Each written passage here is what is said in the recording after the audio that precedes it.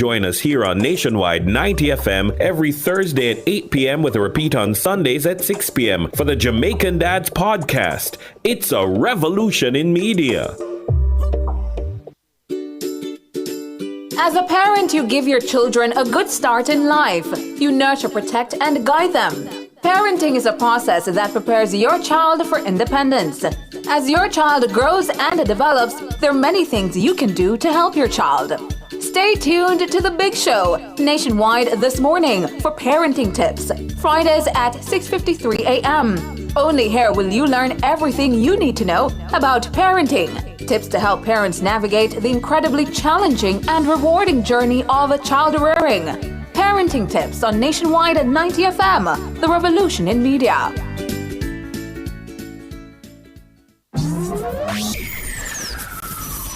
Taboo topics, Bwoyatingz After Dark, riveting discussions, celebrity news and interviews, topics that are shunned by society, and everything else in between. Bwoyatingz After Dark with Bwoyatingz each and every Wednesday, 8 to 11 p.m. Bwoyatingz After Dark. No topic is too taboo or hard to discuss. Come get your mind blown and your curiosity explored. Bwoyatingz After Dark.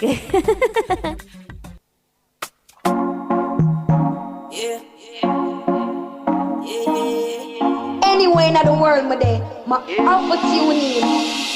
Yeah, me a keep me a everything I hear about me. Yeah, me did this the last week. Yeah, me a everything I hear about me. Bwoyatingz Afterdark, everything we a go talk. Nationwide 98 from everything else turn off. Wednesday night number one on the trending charts. I fit tune in when Kareem start talk. taboo topics, celebrity news and interviews, riveting discussions, Bwoyatingz After Dark, right here on Nationwide 90 FM with Bwoyatingz. You understand? Kareem. Everything we a go talk. Everything we a got. Bwoyatingz Afterdark, everything we a go talk.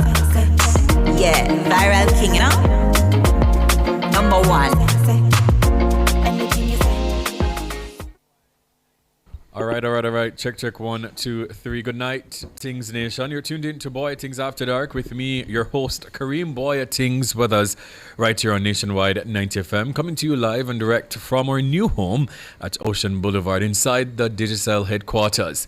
Yes, new location, new energy, but tonight the vibe is one of reflection, solidarity, and resilience. Jamaica is standing in the aftermath of Hurricane Melissa, the most powerful storm to hit our island, and while the winds have calmed, the recovery has only just begun. From flooding in St. Elizabeth to landslides in Portland and power outages across multiple parishes, the nation is once again reminded that change isn't always gentle. Sometimes it shakes everything we know.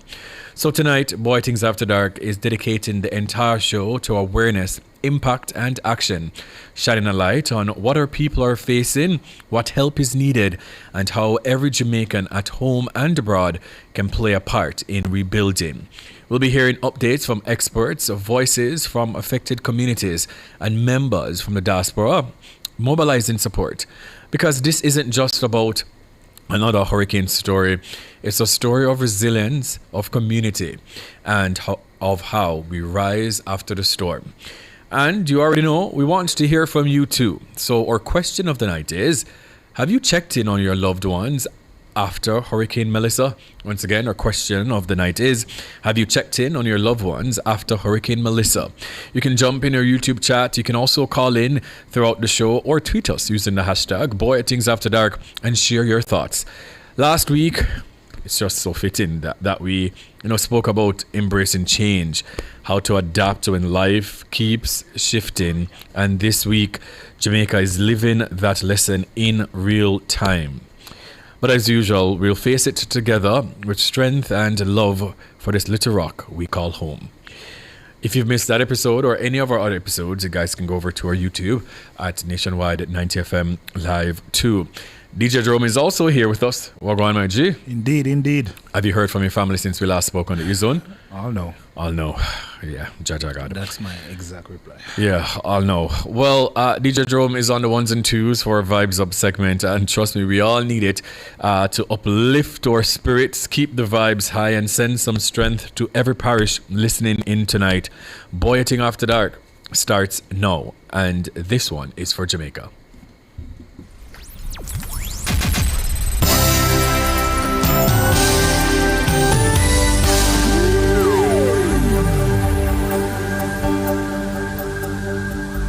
Don't think for a moment I never felt the pain. You can't imagine the hurt and the shame. They put the nails through my hands, pierced my side. Please understand, it wasn't easy, but it was worth it.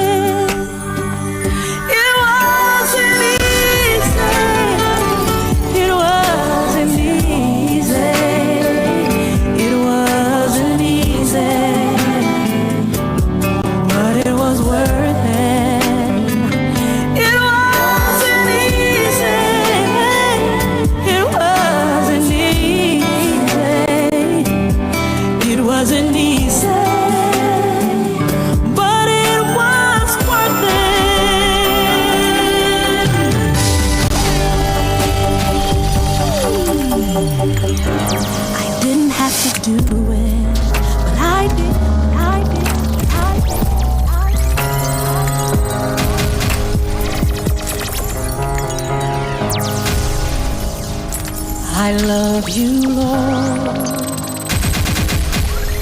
for your mercy never fails me.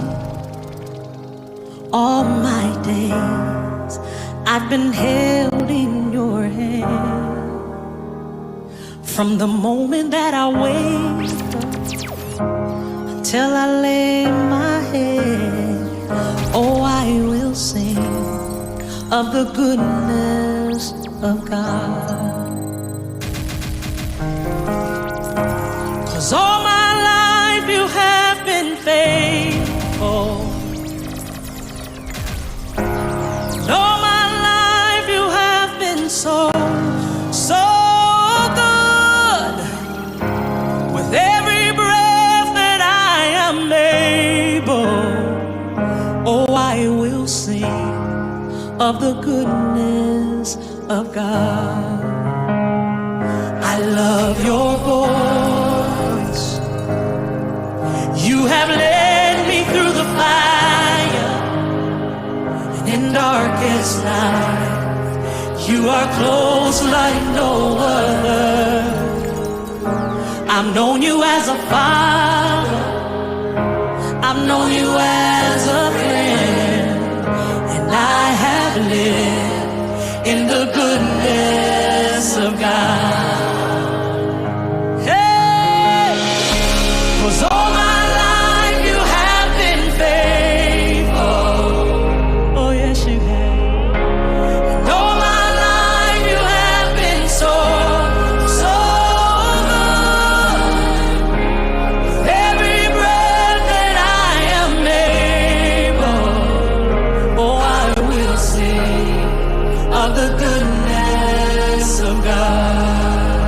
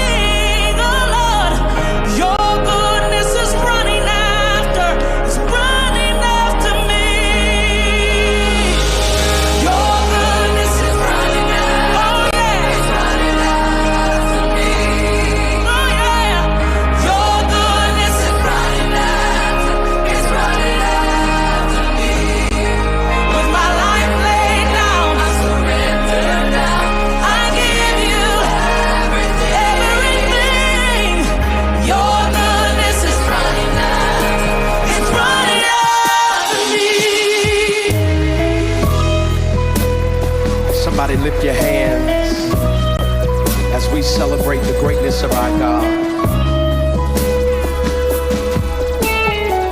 He's great and he's greatly to be praised.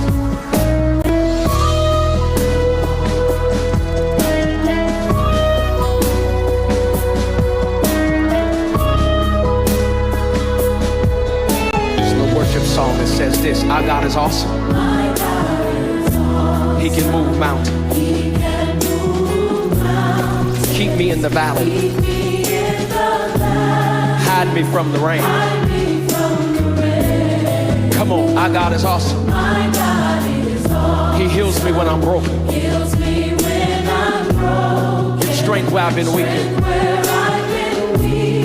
Forever he'll reign. Come on, say, my God is awesome. He can move mountains. Keep me in the valley. Hide me from the rain. My God is awesome. He heals me when I'm broken. Strength where I've been weak. Forever he'll reign. Come on, if you believe it, lift your voice and sing. Come on, if you know he's awesome, say it. Come on and lift your voice. Awesome. My God. Come on and testify. Awesome. If you believe it, say it. Come on and say it. My God. Think about it. Savior of the whole world. Giver of salvation. By his stripes, I'm healed. You are here, moving in our midst. I worship you. I worship you. You are here, working in this place. I worship you. I worship you. You are here, moving in our midst. I worship you. I worship you. You are here, working in this place. I worship you. I worship you. Hey, Waymaker, miracle worker, promise keeper, light in the darkness. My God, that is who you are. Waymaker, miracle worker, promise keeper, light in the darkness. My God, that is who you are. You are here, touching every heart. I worship you. I worship you. You are here, healing every heart. I worship you. I worship you. I know. I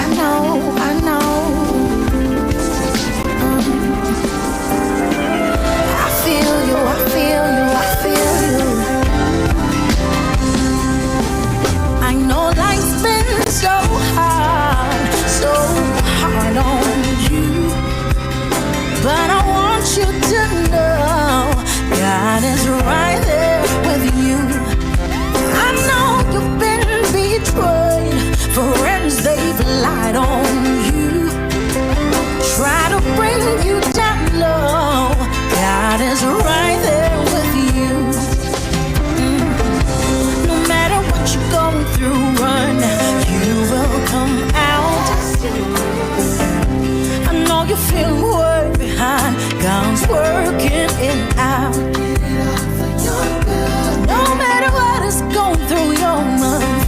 trees for you. He's the man with the plan, leave her in his hand.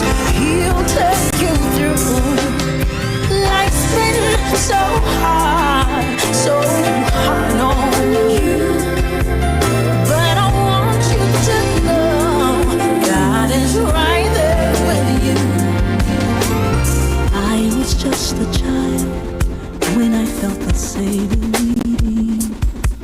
I was drawn to what I could not understand. Nationwide 90 FM. For the cause of Christ, I have spent my days believing that what He'd have me be is who I am.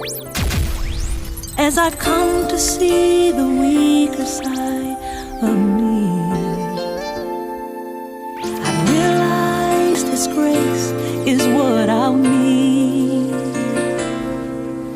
When sin demanded justice for my soul, mercy said no.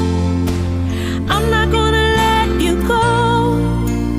I'm not gonna let you slip away. You don't have to be afraid. Mercy said no. Sin will never take control. Life and death stood face to face. Darkness tried to steal my heart away. Thank you, Jesus. Mercy said no.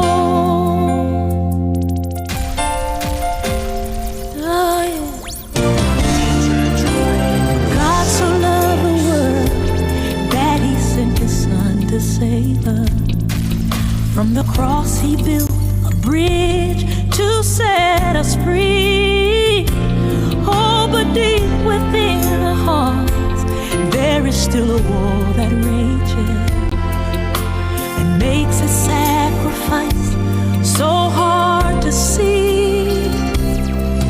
As midnight fell on crucifixion day, the light of hope seemed oh so far away. As evil tried to stop redemption's flow, mercy said no. I'm not gonna let you go. I'm not gonna let you slip away. You don't have to be afraid. Mercy said no. I spent a lot of my life chasing after this world. I didn't realize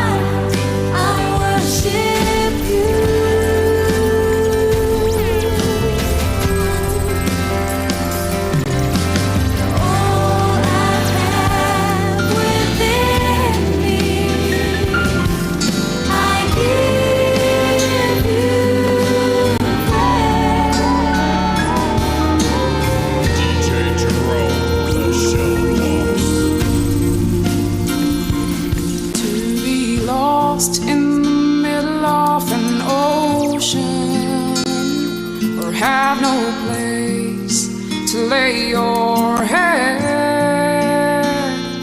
to be caught in a web of indifference, be cast aside like you're just as dead, to be forgotten like the wind of yesterday, neglected and beaten and worn. The pain that you're feeling is just as real as the ground you're standing on. But it's not over now. This is not the end. You've been tossed and beaten up. You've fallen again. I know your heart's been torn. And you say there's no point in carrying on.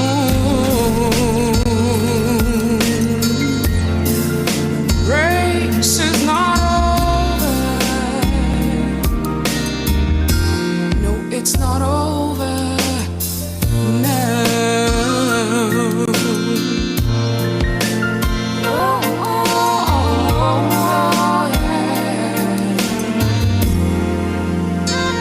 You're looked upon like the scum of society, yet they close their eyes to the strength of your pain. To be weighed by events or accomplishments, be found lacking, well, it's to your shame. You've been forgotten like wind of yesterday, neglected and beaten and worn. The pain that you're feeling is just as real as the breath you take with this soul. But it's not over now. This is not the end. Oh no. You've been tossed and beaten up. You've fallen again. I know your heart's been torn. You say there's no point in carrying on.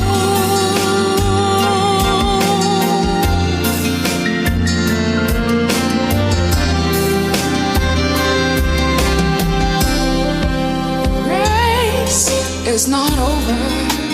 No, no, no, no. It's not over. It's not over now. You've gotta hold on. Hold on, brother. Don't you give up, my sister.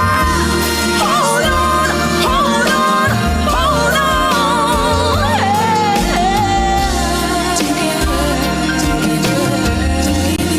It's not over now. Educators, it's just some of your way. Let's go. Upgrade your ride with the sweet summer sale from the JTA Cooperative Credit Union. Educators, take the driver's seat with the sweet summer sale from the JTA Credit Union. Ride in style with a new car or take that well-deserved vacation with a personal loan. Low interest rates, flexible terms, and fast approval. It's your summer your way. For more info, call 876-618-1706. The sweet summer sale from the JTA Cooperative Credit Serving Union. our members, impacting lives positively. Everybody needs a helping hand, somebody to understand. In the end, we're all human. For people living with HIV, no discrimination. here to support them through. Respect you as usual, got to protect them too. One of your friend or your family, somebody in your community. People living with HIV.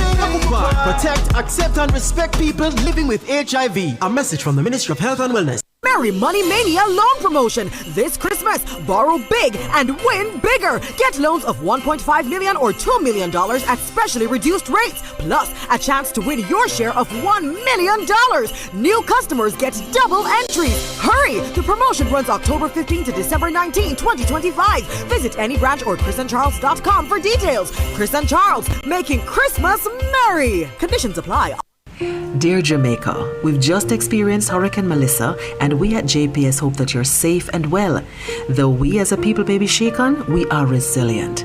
As we look to recover, we remind you that our next step after receiving the all clear from ODPEM is to assess the damage. We have to check our power plants and power delivery network because we need them to serve you.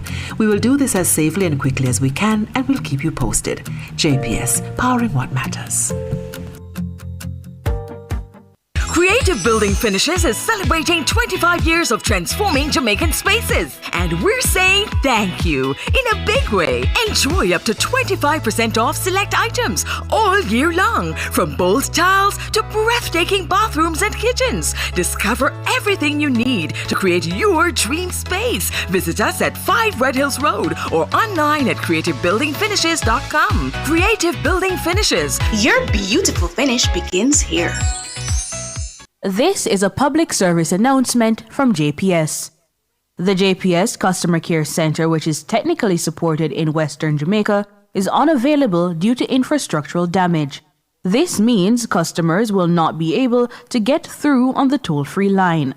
Customers can, however, make contact with the company via web chat on its website at jpsco.com, on its social media pages at MyJPSOnline, and through the MyJPS mobile app. JPS thanks you for your patience and understanding at this time. That was a public service announcement from JPS.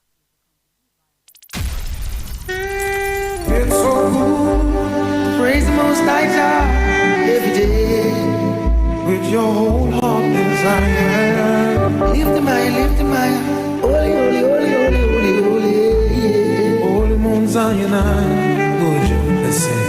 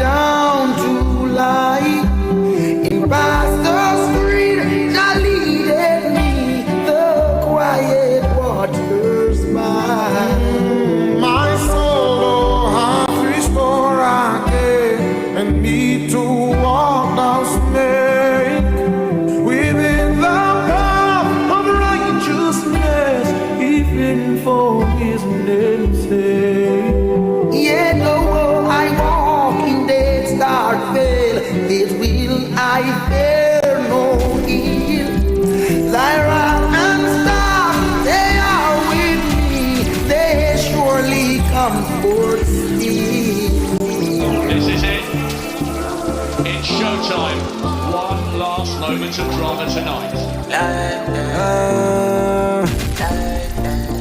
When I don't show we could stand.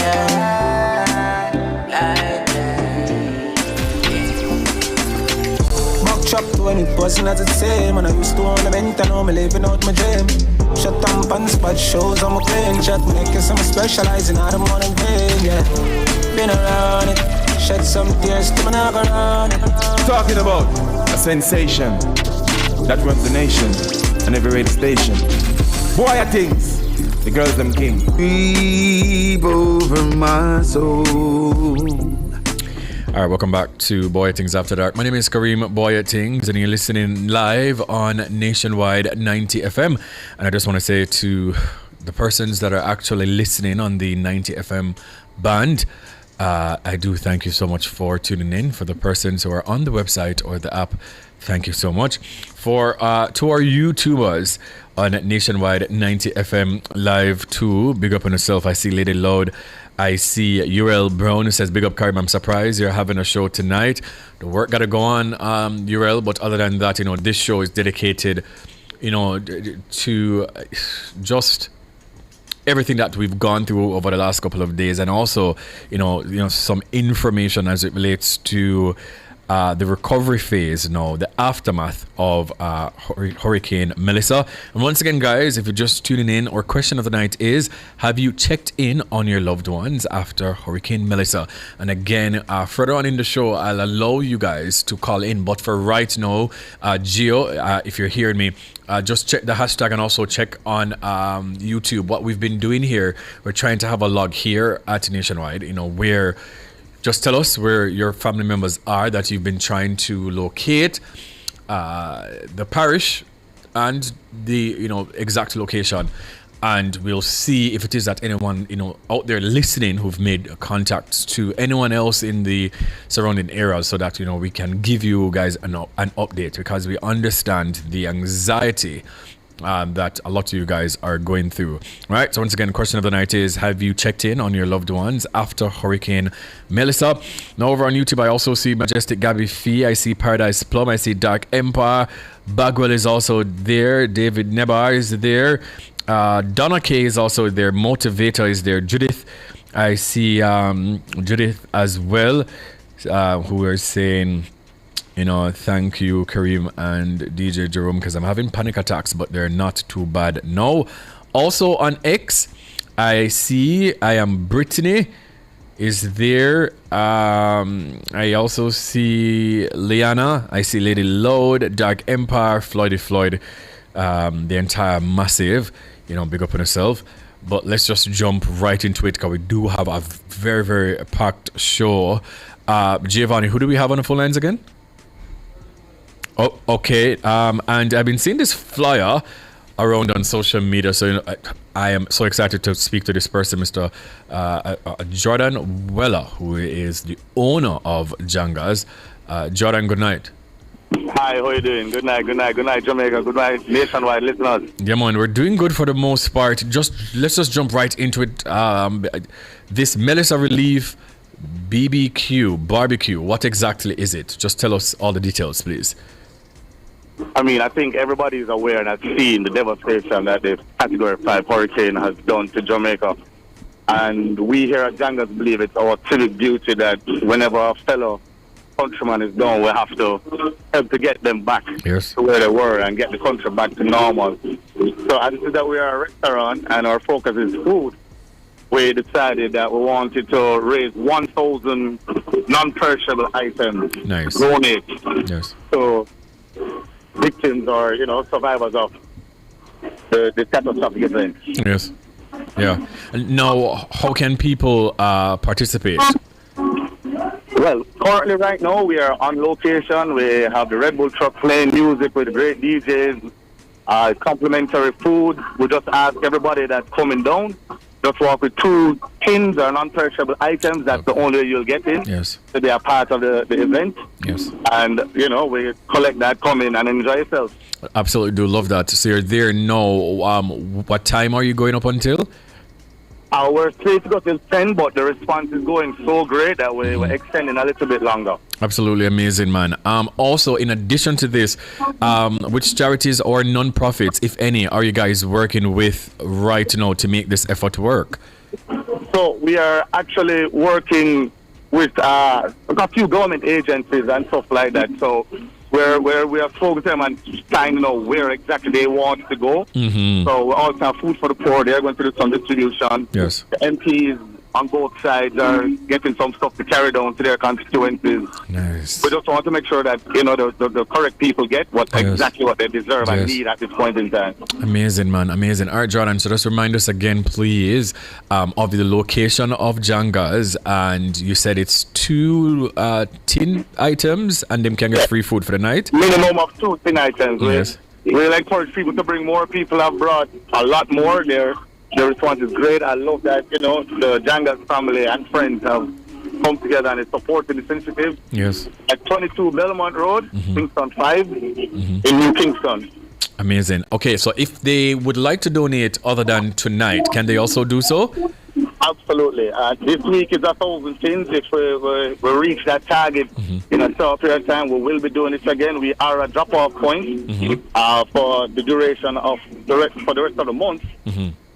Currently is what is slated for us to be a drop-off point for you for whatever donations you want to give. Absolutely amazing. And you said that you're going up until 10 p.m. Yeah. 10 p.m. All right. All right. Okay. So can you just tell us? Jamaicans, we might spill over a little bit. Right. Also, can you just tell us about your social media handles in case people would like to reach out to you there as well? Yes, absolutely. We are on Instagram at jangas.stonebar@gmail.com, and it's the same for TikTok. Amazing, amazing, Jordan. And, you know, I must commend you for the amazing work that you and the entire team are doing with this initiative, and all the best, all right? All right, appreciate it. Take care. No problem, man. Same to you. But that was Jordan Willa, the owner of Janga's. They have something happening right now. You can get free food.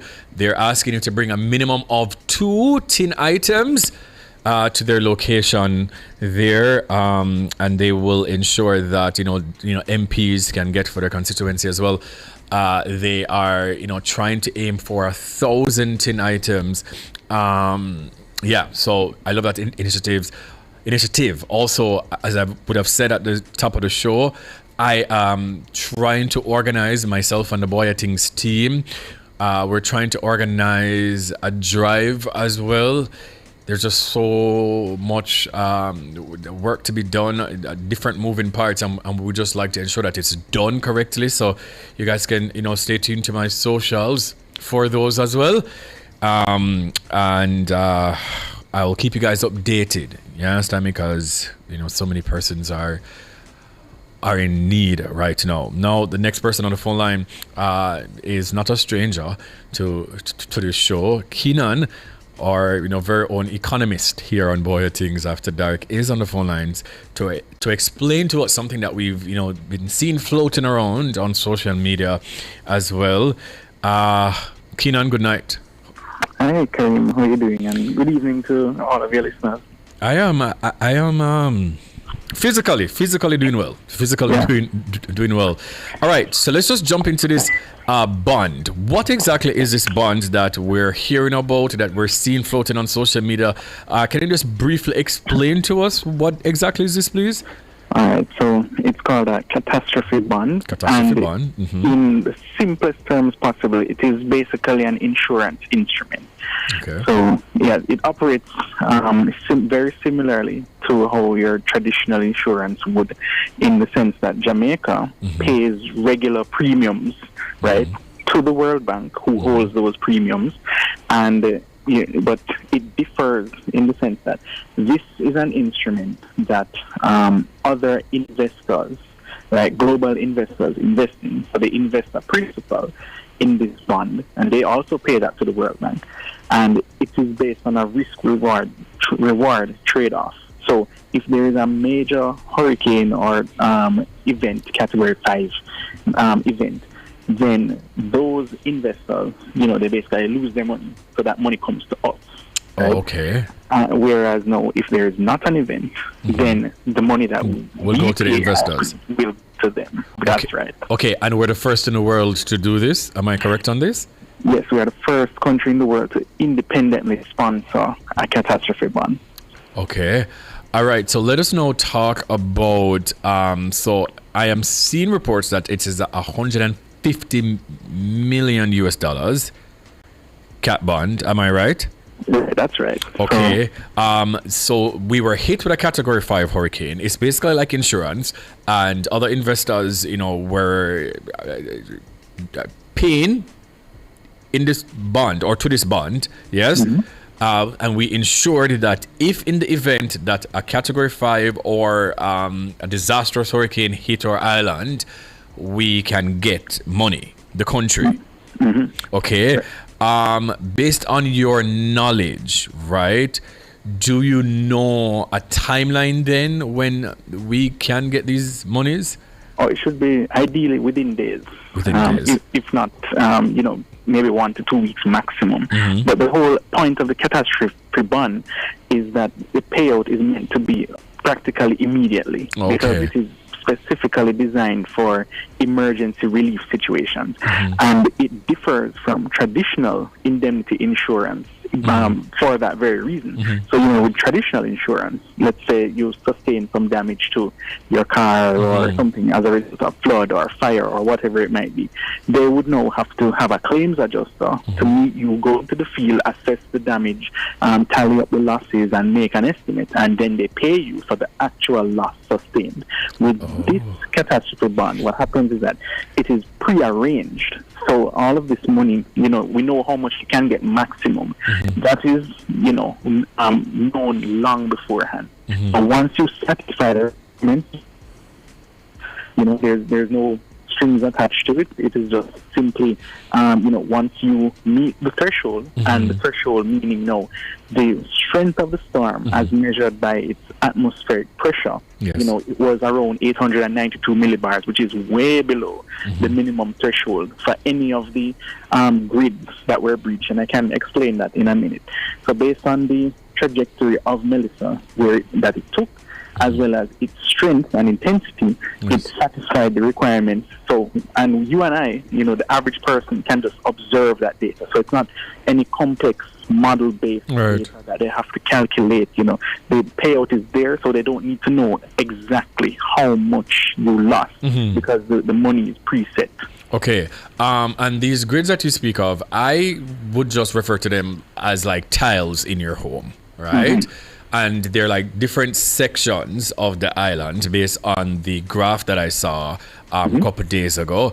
And for argument's sake, they would say, okay, grid 4, 5, 6, 7, 8. If these grids, if the hurricane made landfall within these parameters, then those are the conditions in which the money would be paid out. Am I correct on that? That's right. So the payout is dependent on the number of grids that are breached.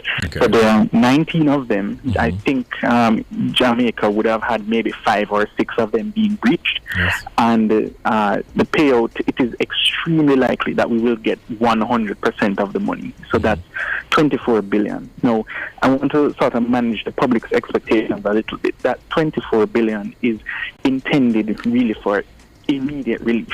So we're not talking about longer term recovery and reconstruction, which will take substantially more resources in the long term. It could be, 18 to 24 months. It could be years, because there are some people who are still recovering. But just know that Hurricane Melissa has definitely breached it based on observable and measurable characteristics that we are all, we all have access to that sort of data to make that determination with a fair degree of accuracy. The person might also be asking, well, why didn't Beryl breach it? So going back to your analogy with the tiles, Beryl air pressure at the time when it passed through the tiles, overlaying Jamaica, it was not below that threshold. So, it was a little bit above, so it did not breach it. So we did not get a payout. But had there been a cat bond in existence when we had Gilbert and Ivan and Dean, it would have breached the grids in those instances, and we would have gotten a payout every single time. In fact, for Hurricane Ivan, we would have gotten 100% of the payouts. Oh, okay. So for the ordinary Jamaican listening right now, in practical term, because you said it's for immediate payout, yes? And in this bond, are there any like stipulations or conditions that says, hey, if I get this money has to be used for X, Y, and Z?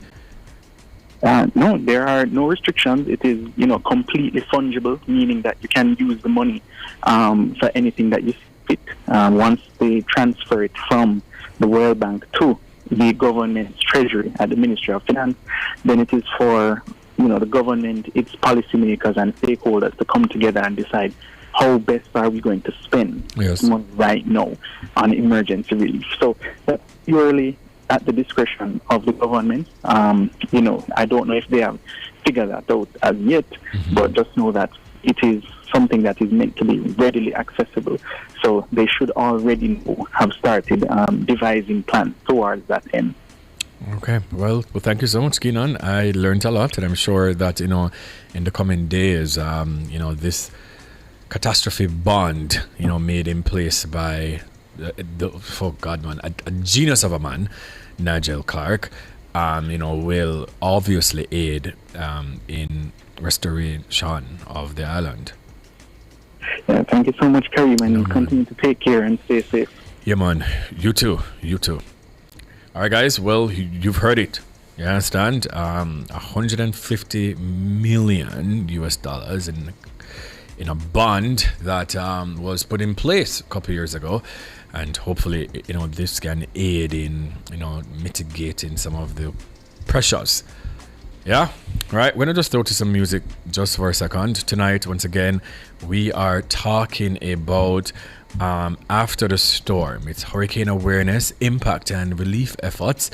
And our question of the night is, have you checked in on your loved ones after Hurricane Melissa? Again, we're trying to do a log.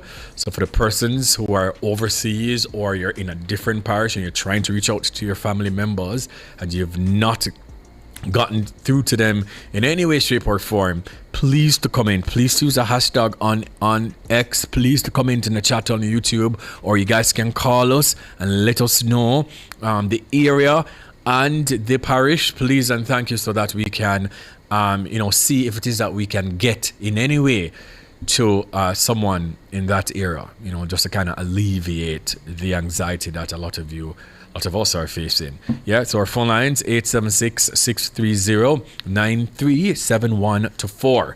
Once again, question of the night, have you checked in on your loved ones after Hurricane Melissa? Throw things to DJ Jerome on the ones and twos. I dedicate this song to recession, depression, and unemployment. This song's for you. Today's a new day, but there is no sunshine. Nothing but clouds, and it's dark in my heart, and it feels like a cold night.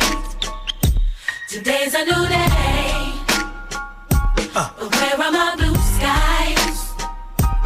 Where is the love and the joy that you promised me? Tell me it's alright. I'll be honest with you, I almost gave up, but a power that I can't explain fell from heaven like a shower now. when I think how much better I'm gonna be when this is over. Once again, guys, we are talking about After the Storm, hurricane awareness, impact, and relief efforts. And, we're trying to get in as much information as possible about what's happening. And on the phone lines, we do have Rhoda Moy Crawford, the MP for Manchester Central. Hi, Rhoda Moy. Second time speaking to you today. That's true. Hi, Kareem. How are you doing? Hello to your listener. I'm a little tired, but I'm well. Yeah. You've been at it. You told us today on the E-Zone that, you've been at it since around 6 a.m. Let us just talk about, the emergency relief services. How have they been since Hurricane Melissa made its way through your constituency? All right, so what we're basically doing now is the assessment. So I would have started off from 6 a.m. moving around various communities, assessing damage. And, it was so heartwarming to see the many residents from various communities, yes, just moving about, clearing the roads, helping to repair roofs, helping persons to remove damaged furniture, and just generally pointing me to those persons who are most in need. So we're definitely going to, now that we've started the assessment, I'll be back out there tomorrow, Friday, Saturday. I want to complete the preliminary assessments by Saturday so that we will know how to direct relief. But other things, that is much simpler, like food packages. From as early as Friday, we're going to be getting those into communities. Yes. But even before the hurricane itself, I would have visited some of the most vulnerable individuals, the elderly, the disabled, those single parents with, multiple children. We would have gone into communities and would have taken food packages in for some persons who would have expressed a need for tarpaulin. We took those in as well. And, not too long before the hurricane, I had embarked on a massive building grant program. So I spent $5 million providing assistance to constituents for building material. So I'm very heartened, Kareem, that, as I moved around today, the damage is not very extensive. Yes, there are damages to roofs in several of the communities that I visited, but it's not very widespread. Yes. But those that I have seen, the damage is devastating. Yes. So, I've entered homes today that, everything is damaged, everything is destroyed. But the other thing that, lifted my spirit is the attitude of the people. So, it just brings home the point that as Jamaicans, we really are a resilient set. The general comments was, "Oh, Miss Rhoda, as long as there's life, there's hope." So they're just happy that, their lives have been spared. And, they were happy to see me coming out, seeing the team, and, just the thought that, somebody cares, somebody's looking out, and that their issues and concerns will be logged, and they know that, help is on the way. That really lifted their spirit. But, there's one story that really touched me this morning when I was moving about on Caledonia Road. I saw two young men. They were trying to, cut a tree to clear a roadblock, but they really couldn't manage it. So I told them, it's fine, I'm going to alert the NWA, and I know they'll send heavy-duty equipment. But, as I was moving off, they said, "Boy, Miss Rhoda, we should have told you, not too far from here, there's a little old lady, her roof went totally, and she, went through the hurricane in that house." So, immediately I stopped what I was doing and rushed up there. I rushed there to see, what was happening. I saw Councillor Oliphant too of the PNP, and he heard the story. My caretaker from the Knockpatrick division was there as well, and we all rushed there, and that too was heartening that we are able to put the political differences aside and just put Jamaica and put people first. And we all just rushed there because it was so frightening. When we got there, there was significant damage. The lady, she started to cry when she saw us, but it was more overwhelmed that, we came to see her. Yes. She's 90 years old. Oh, no. Well, I was happy to learn that she wasn't alone. One of her caregivers, she was there with her. And there was a section of the house that is decked. So they were able to at least shelter there, but they still got wet. Yes. I was able to ask the caregiver, if she has any children. And she told me, yes, she does. They're off island. So I was able to get the number for one of her daughters. And oh my God, it was just pandemonium.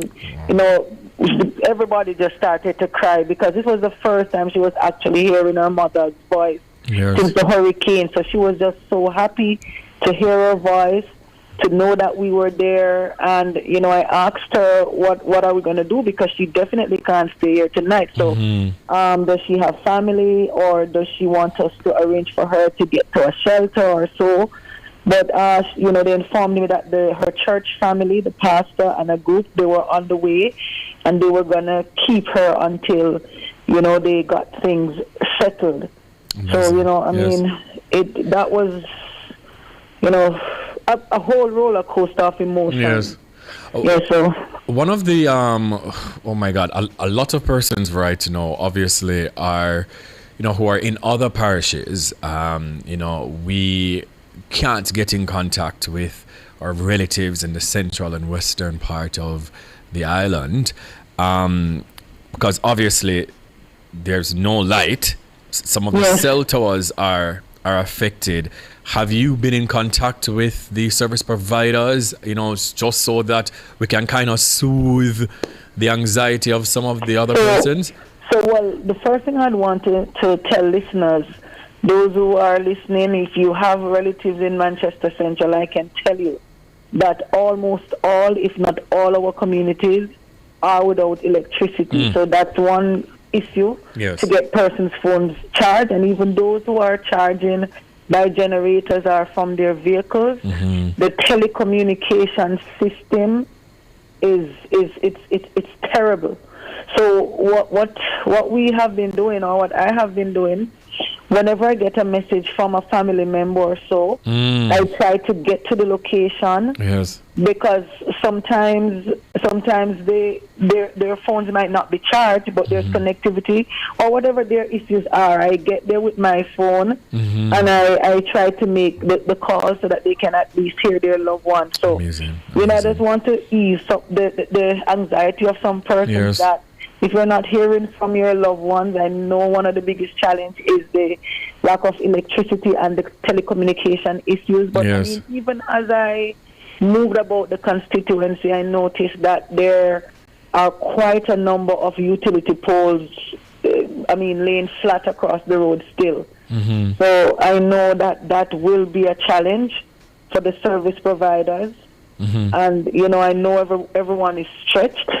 And, there are other parts of the island that, is more devastated than we are. So I know that their service providers are out in other areas, other constituencies, other parishes, trying to bring some sense of normalcy. But I can understand the anxiety of family members who want to get in touch, and I really hope for those who still haven't heard from their loved ones that, within another day or two, they'll start hearing from them more.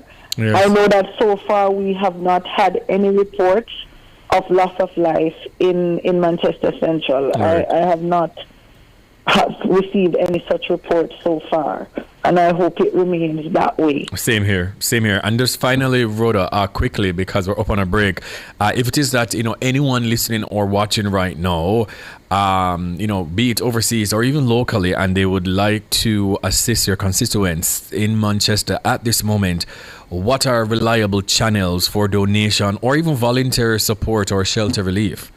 All right, so we want to centralize all donations coming in, so the government would have officially launched a website for persons to direct aid there. Yes. So I'd want to direct persons' attention to the central, because you want to avoid chaos, you want to avoid confusion. Yes. So I would encourage persons who want to help to direct efforts to the central line. Yes, and that is supportjamaica.gov.jm. That's supportjamaica.gov.jm. Rhoda, we'll check in with you again, but thank you so much, and continue doing an amazing job as you do in your constituency. Thanks for having me. No problem, man. No problem. Alrighty. Well, that was Rhoda Moy Crawford, guys. The MP for Manchester Central. Just quickly, she says almost the entirety of her constituency, they're without power lines, right? She's also said, so for the persons who've not made contact to anyone there, she's also said, thanks be to God, no fatalities. Okay, so that can sort of ease, some of the anxiety.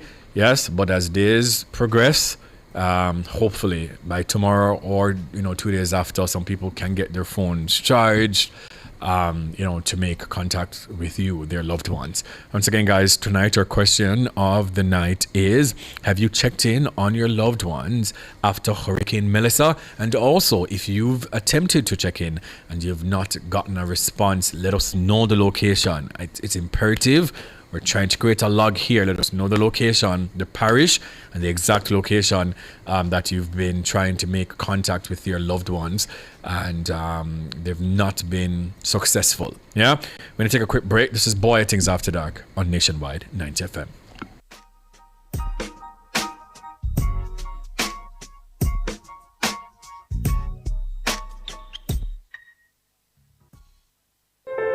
As we grow older, there are many challenges that we have to confront, but these years can represent the best in our lives. Coming of Age during Nationwide This Morning on Thursdays explores issues persons 50 and over confront. It also provides expert opinions on how we can improve the quality of our lives as we get older. That's Coming of Age, this and every Thursday during Nationwide This Morning at 6:51 a.m.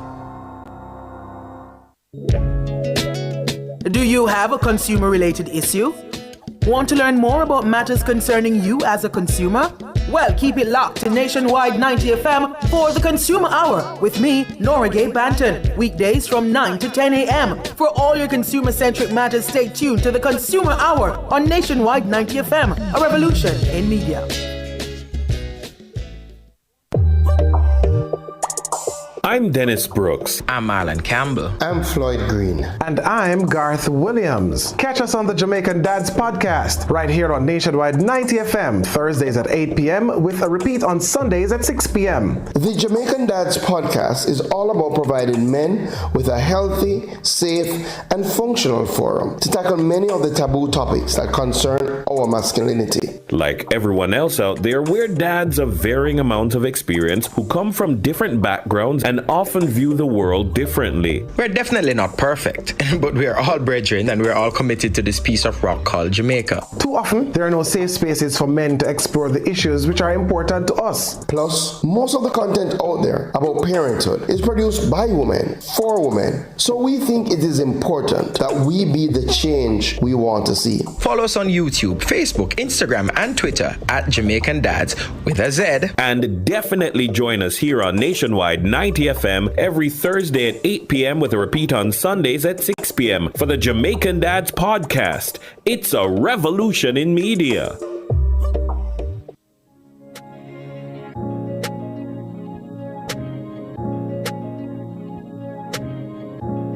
Must say a prayer this morning. One bag of chanting. Welcome back to Bwoyatingz After Dark. My name is Kareem Bwoyatingz. Tonight we're talking about after the storm, hurricane awareness, impact and relief efforts. And our question of the night is, have you checked in on your loved ones after Hurricane Melissa? Jerome, what's been tugging at my heart is every single person that are on the ground, and we've seen the devastating photographs and the videos. And I've been keeping abreast, and I've been trying to, post as many as possible, just so that, people can be aware of what's really happening. But everybody who's gone on the ground, I just saw a tweet from our very own Ricardo Brooks, a part of our team here at Nationwide there in St. Elizabeth right now. And he's just saying to see it in person is just another thing. I've never seen anything like this. Hurricane Melissa has destroyed Jamaica. And I don't know when we will be back, but we will be back. I have faith that we will be back. And, again, guys, I'm going to be offering, myself physically, and I will be coordinating a relief, program, something to assist in any way, shape, or form. Where exactly are your family? Goshen. Actually, that's like 10 minutes drive from Santa Cruz. Right, so Goshen, St. Elizabeth. If anyone's listening right now, by chance, if you've contacted anyone in Goshen, or if you're even in Goshen right now, just make contact with us here at Nationwide, please and thank you. To just let us know, what's been happening down that side. I know a lot of phone lines are down, but I know that Nationwide people, them have them physical radio, and I love that for them. So if anyone listening or watching right now, if you have any loved ones in Goshen, St. Elizabeth, just make contact with us if you've made contact, any at all. Now on the phone lines, Laura Wilson is on our lines. We love her. She's our festival queen, but she's also from our breadbasket parish of St. Elizabeth as well. Oma Laura, I won't keep you long. Good night. How are you doing? Hi, guys. I'm doing. I've had, to be honest, but I'm doing okay. Yes. So I can't complain. Yes. So I'm okay. And your family is from where in St. Elizabeth again? My family is from Northwest St. Elizabeth. We're from Newmarket. Newmarket. If you know anything about Newmarket, you know Newmarket is a place that floods. Yes. We have been the town that has been underwater multiple times. And I've got a chance to see it myself in 2012 where we had the tropical storm Nicole. So it's a very vulnerable area when it comes down to flooding. Yes. And that's where we are right now. I have not been able to get through to my family in St. Elizabeth. I have been trying to get to them since Monday. Oh, God.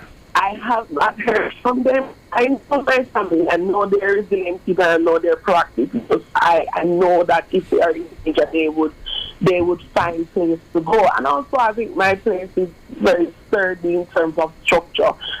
But Newmarket on a whole is a very vulnerable space.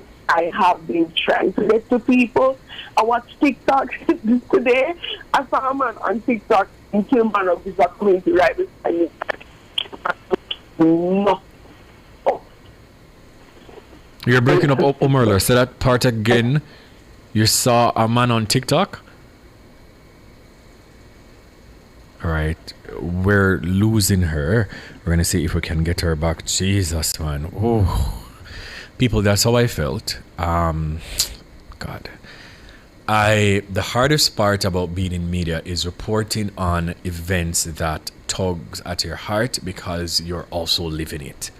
My little brother or father died 3 years ago, and he's in Manchester on his own. So he's like 23, but he's in Manchester on his own. I know the structure of the house is sturdy, and I know that the area in which he's at was Cedar Gardens, and he's on top of the hill. So I know flooding wasn't a concern, but I was still so concerned. Never get him.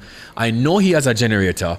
But I was still so worried, and I couldn't get him any at all. And coming to work today, I heard from him, and he said he was fine. But my mother's side of the family, they're from St. Elizabeth. And, oftentimes when we speak about St. Elizabeth, we talk about Santa Cruz and Black River. But there's so many, communities that are, of high risk, right? So my mother's family, they're from Ginger Hill, they're from Mahogany Hill, they're from Mary Hill, some are also from Pisgah, some are from Catskin. Very big family. And when my cousin called me today, and when she was on the phone, and she was just screaming, I'm telling her, Jerome, and we just say, we lose everything. Like some of our family members' house, they're flattened. Gone. Luckily her house is sturdy. It's damaged, but damaged. Like when I said damage, the fence, everything blew up, gone, damaged. But they can sleep tonight in her home. She was telling me about some of her other family members, so where she's at, and where she was showing me a video today, and she showed me on the other side. So she's at Mahogany Hill, and she was showing me Mary Hill. And the way that I could clearly see on the other side, before, I could have never see. The one of them house, everything, every tree, everything gone. Bush. Guys, just envision California wildfires when the fire them would have burned down everything. That was the graphic. And may I tell you, to come on here today took every strength. Because for me, it's not just their home. For me they also lost their livestock and them farms. And, you lose your home, you lose a source of income, and they're now asking questions like, where do we start? Some of our family members, they have their homes. So after she called me the first time, obviously she called out of panic, but she said we lost everything. And when them, start assess around, because our family is huge. Some of our other family members, they have their homes, but some they've lost every single thing. Not even a board did it. And I'm just like, obviously, I can't even go there now because there's no road to carry me there at this point. But I'm just like, yo, I am telling you, it's taking every single thing in my body to be sane right now.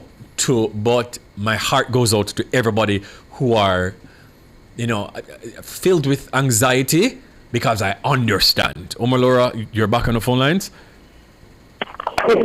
Yeah, so you're saying that you saw a man on TikTok today. Right, so there was a man on TikTok, and true story is what we call it, is some human, which is the community I was really spent most of my childhood parking to drive with Newmarket. So we had to be able to go to Newmarket and come back and give us a call and keep us on the line. But he himself could not make the Newmarket. So just the road and the traveling to Newmarket is very much impossible. I had a friend who was making their way down to see. The line is bad, Omar Laura. And they could not pass junction either to enter in Black River and Newmarket. So Right. what's happening for me?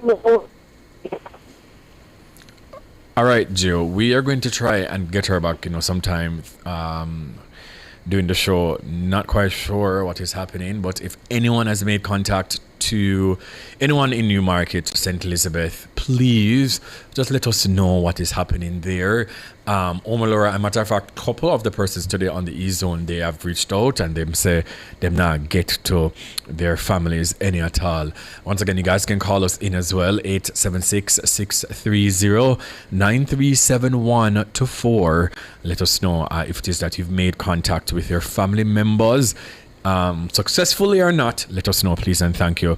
Curdine on X says, my family lives in Mandeville and they are okay. However, just like MP, she's making reference to Rodamoy, said, no water, no light. I'm yet to hear anything from family living in St. Elizabeth and South Manchester. Curdine, can you tell us where in St. Elizabeth, please? Samina says, I won't be listening tonight as I am on the road, but I know my parents are okay in Mobay. I still haven't heard anything from my grandparents in Clarkstone, Trelawney. So anyone listening right now, if you're there at Clarkstone by chance, you have an analog radio, you're hearing us, just make contact and just let us know what's happening in Clarkstone. Or if anyone listening or watching right now have made contact to anyone in Clarkstone, Trelawney, let us know an update, please, and thank you. Let me go over on YouTube. Who am I says, I don't even know if prayers are going to help us for this recovery. It's going to take more than prayers to get us through this. Man, I feel like we've not seen the worst yet. Majestic Gabby Fee says, wow, my heart. Who am I says, we're in for a long recovery. I am winning right now, says, I almost call out of work and I'm not in JA. Melissa really stressed me out. Carisha says, watching from Massachusetts, USA. Karim, I appreciate Nationwide's coverage. Boy, I was devastated from Friday. I cannot do any assignment, etc. Yesterday, I tried the damage. Oh my God. I pray for strength. She also says, Karim, my family is in Mount Vernon Gap, Western St. Thomas. I don't hear from my family there, but my sisters say they are okay. I watched the air a few and I started crying. God, it's rough. Okay, so anybody in Mount Vernon, Gio, please just make note of these places, please. So Mount Vernon, St. Thomas. Also, I saw someone else made a comment. I'm going to have to check. Okay, I am winning right now, says my family in St. Anne, Ochi as well. Still have not heard from my mom, but I am betting she's okay. My family also in Old Arbor are also good. Minimal damage for all. Okay, great. So Giovanni, Ochivios in St. Anne. I see someone says, I'm trying to get to my family in Brownstone, St. Anne. So Brownstone, St. Anne, please. Cheryl Davis says, I am looking for anyone in Slipe, St. Elizabeth. So you can mark down Slipe, St. Elizabeth, as well, Giovanni. Cardine says Santa Cruz Junction area in St. Elizabeth. Please and thank you. I know Jerome had said Goshen, St. Elizabeth as well. Okay, so we have Elizabeth. Bennett Marsh, Head of Communications at OUR, on the phone lines. Hi, Elizabeth. Good night. How are you? Hello, Kareem. Good night to you and your listeners. I'm doing well under the circumstances. How are you? I am grateful. Hello? Are you hearing me, Elizabeth? I'm hearing you now. Yes. I was saying that I am grateful for life. Thankful. Yes. Wow. Hurricane Melissa, I hope that your family and your loved ones, they're all fine, by the way. Some scary moments because, I do have relatives in Manchester and St. Elizabeth and, but we're having... Have you heard from them? We're in St. Elizabeth. I have. My mom is in Manchester. I had a good conversation with her today. It was so... we don't know the importance of voice.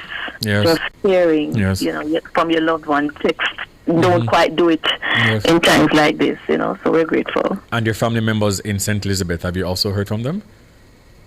Some members that I know, families of, in-laws, they have lost their roofs, furniture, cattle, livestock, etc. But they have life. Yes. And for that we give thanks. We have to give thanks. Okay. Let's just jump right into it. There is an article or a press release that you guys did about the first drawdown of $5 million from the EDF for JPS. And the EDF is the Electricity Disaster Fund for the Jamaica Public Service Company Limited.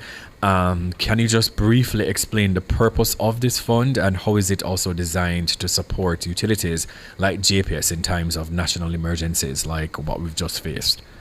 Okay, so just to go back a bit, the Office of Utilities Regulation, your listeners would know by now that we do monitor and we do have a regulatory role for the electricity, water and sewage and telecoms services.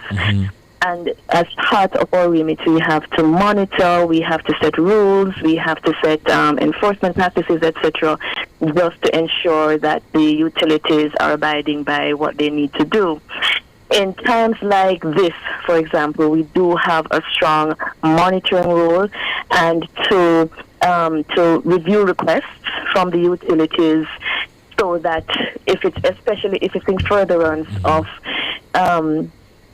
timely restoration of services, because we all want timely, and notice, Kareem, I said timely and not rapid and swift. Right. Because we have to be mindful as the regulator that we keep it real, Yes. A couple of years ago, the JPS would have approached the OUR about 20 years ago, and they would have said, listen, we can't find adequate insurance for our assets, and the ones that would really likely entertain us are charging us high premium. Yes. So here's what we want to do. We want to set up an electricity disaster fund, which is a fund that's taken out of customers. It cumulatively is not significant for customers, but it adds up. And what it does is that in times of disasters like this, it allows for more timely withdrawal of sums from it, providing that they provide the OUR with strong justifications and they follow the rules that are set out for the application and the dissemination of monies under this fund. And so it's under that circumstance that the JPS would have approached us as we are going into burial, as we are preparing for the onslaught of burial. And they would have said, we are requesting an initial sum of $5 million to facilitate us preparing for what we know is going to be a very, very challenging period. And it's under those circumstances the OUR would have approved this initial drawdown. Yes. And based on my knowledge, they are required to also provide a detailed breakdown of how the sums, approved under the EDF are spent, right? So let's just kind of go to the mechanisms that are in place for accountability and reporting. How are you guys going to ensure that, here's a detailed breakdown of how the funds are spent and they're actually being allocated for what they are claiming for? Yes. So the OUR is a rules-based organization. We are also quasi-judicial in terms of how we were set up, and we're also an economic regulator. So when you combine all of those, Karim, you must know so we have strict accountability in place for these things. So in the EDF, so the Electricity Disaster Fund, we'll call it the EDF for short. In the EDF rules, there's a part, for example, that speaks to post-disaster records.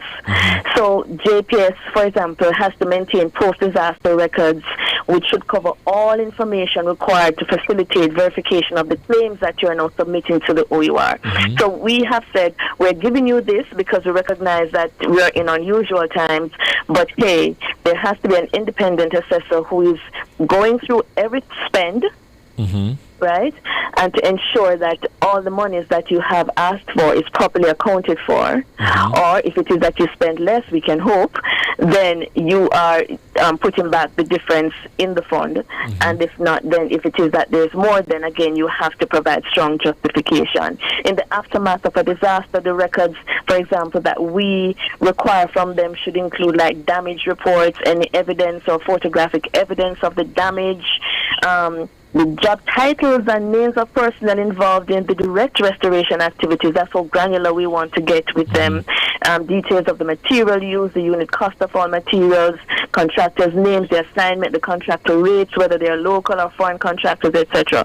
So we expect to have very, very detailed accountability from the JPS as to how the monies are spent under the EDF. And of course, we go through it rigorously because we do have our analysts, we do have our economists, and we do have our engineers at the OUR who go through it with a fine-tooth comb. So if it is that, so they've asked for the $5 million US, if it is that they've realized that, hey, we do need more, they can request more? They can, again, it is with justification because they can't say, we need another thing and we need another. So we do appreciate, for example, that this initial request for this drawdown would have been pre-Melissa. And so post-Melissa, we don't know what that looks like now. We know that today is actually the first full day after Melissa. So all the utilities would have just started now. We just got for example, you'd have seen the government bulletin that they have now cleared the way for the utilities now to start doing their own field work, etc. It's now safe to do so. So today would have been the first day that the utilities would have physically gone on the road to start to do their assessment as to what the real damage looks like, especially on the southern and western side of the island. All right. And my final question is, so are there any funds available to any other utility companies under the OUR to help with natural disasters? Other utilities would have had various insurance. Okay. So they would have been insured for various parts of their operations. Okay. Okay. Well, thank you so much, Elizabeth. You're welcome, Karim. I hope that I know that is a very stressful time for you, but it is. We just ask persons to be patient, Karim, if you don't mind. I just want please, go ahead. To be patient because we have seen the devastation. Pictures are now emerging, videos are now emerging. We know it's not going to be a quick fix, especially in the case of JPS. All eyes will be on JPS because JPS is kind of the nucleic utility entity that all the other utilities are surrounded. Right. So if there is no electricity, then chances are there's no water in your section, and chances are the data going to soon run out and so on. So it's important for us to get. But we know that electricity supply will not be restored to St. Elizabeth tonight or tomorrow because we have seen that utility poles have literally been bent in half, been broken in half. Yes. Wires are down, etc. Is going to take a mammoth task. Even though JPS reported that we actually got some linesmen and other technical crew members into the island ahead of the hurricane. They may very well have to get more outside of the island just to shore up the complement that they now have in the island. So we want persons to be patient, recognize that the OUR will be working with them. We will be getting daily reports and updates from them. That's part of our monitoring function. And we'll be querying, sending questions to them as to any gaps that we're seeing that needs to be updated. So we just ask the persons to be patient and just recognize that we're not in normal times, but together we can do it. We can do it indeed. Well, thank you so much, Elizabeth. Do have yourself a fantastic night, all right? You too, Kareem. Thank you so much. Well, that was Elizabeth Bennett Marsh, Head of Communications at OUR. Once again, guys, we're talking about after the storm, hurricane awareness, impact and relief efforts. And our question of the night is, have you checked in on your loved ones after Hurricane Melissa?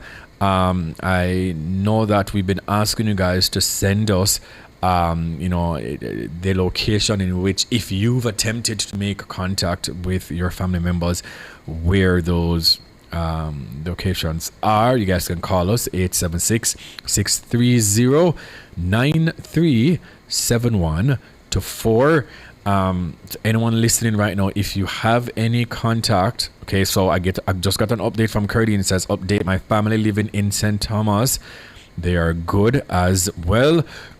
I know Oma Laura, who was on the phone lines earlier. They're from Newmarket Square in St. Elizabeth. They own Mango's Hardware. It's Basil and Andrea Wilson. Please, guys, if you just know, say the people them good, you do not forget we are rundown, but if you're listening or if you know anyone in the area, please let us know. And right now, I know people, they've sent in Enfield, St. Mary, Gallery District in Westmoreland, Mount Vernon, St. Thomas, Brownstone, St. Anne. And I'll read the others when we come back. I know somebody also says Slipe in St. Elizabeth as well. When we come back, we're going to go back through that list. If it is that you've heard from anywhere, from anyone in those communities, just make contact with us and just let us know an update from those communities. This is Bwoyatingz After Dark, Nationwide, 90 FM.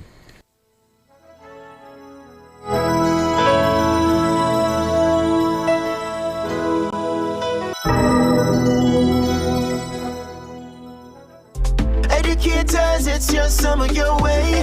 Let's go! Upgrade your ride with the sweet summer sale from the JTA Cooperative Credit Union. Educators, take the driver's seat with the sweet summer sale from the JTA Credit Union. Ride in style with a new car or take that well-deserved vacation with a personal loan. Low interest rates, flexible terms, and fast approval. It's your summer your way. For more info, call 876-618-1706. The sweet summer sale from the JTA Cooperative Credit Union. Serving our members, impacting lives positively.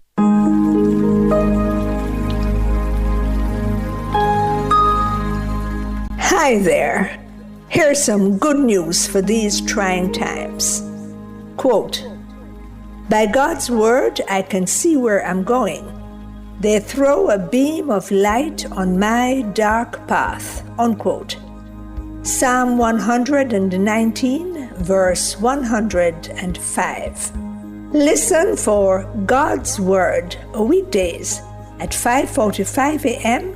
and 12:55 p.m. through Oasis. Stop by for a refreshing drink and share a God perspective for the day. Oasis. Weekdays 5:45 a.m. and 12:55 p.m. right here on Nationwide, a revolution in media. The rebroadcast of the Oasis can be heard weekdays at 5:45 a.m. As a parent, you give your children a good start in life. You nurture, protect, and guide them. Parenting is a process that prepares your child for independence. As your child grows and develops, there are many things you can do to help your child. Stay tuned to The Big Show, Nationwide this morning, for parenting tips. Fridays at 6:53 a.m. Only here will you learn everything you need to know about parenting. Tips to help parents navigate the incredibly challenging and rewarding journey of child rearing. Parenting tips on Nationwide at 90 FM, the revolution in media.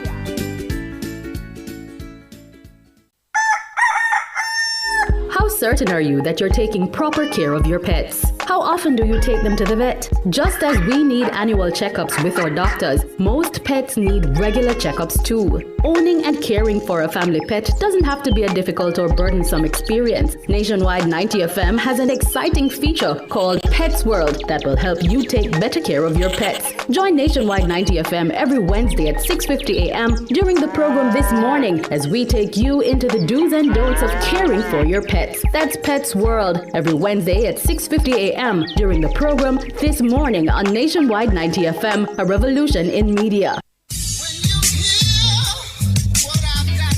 Public opinion. Stop this foolish about this GLP and PMP business. We are a Jamaican. Different people. It's not a matter of a GLP or a PMP. I think it's more like where it is that you think you're comfortable, what support you can afford to make the country better. Different views. Most entertainers, they're not amenable to management, so the only thing that can ultimately structure them is the court and the prison.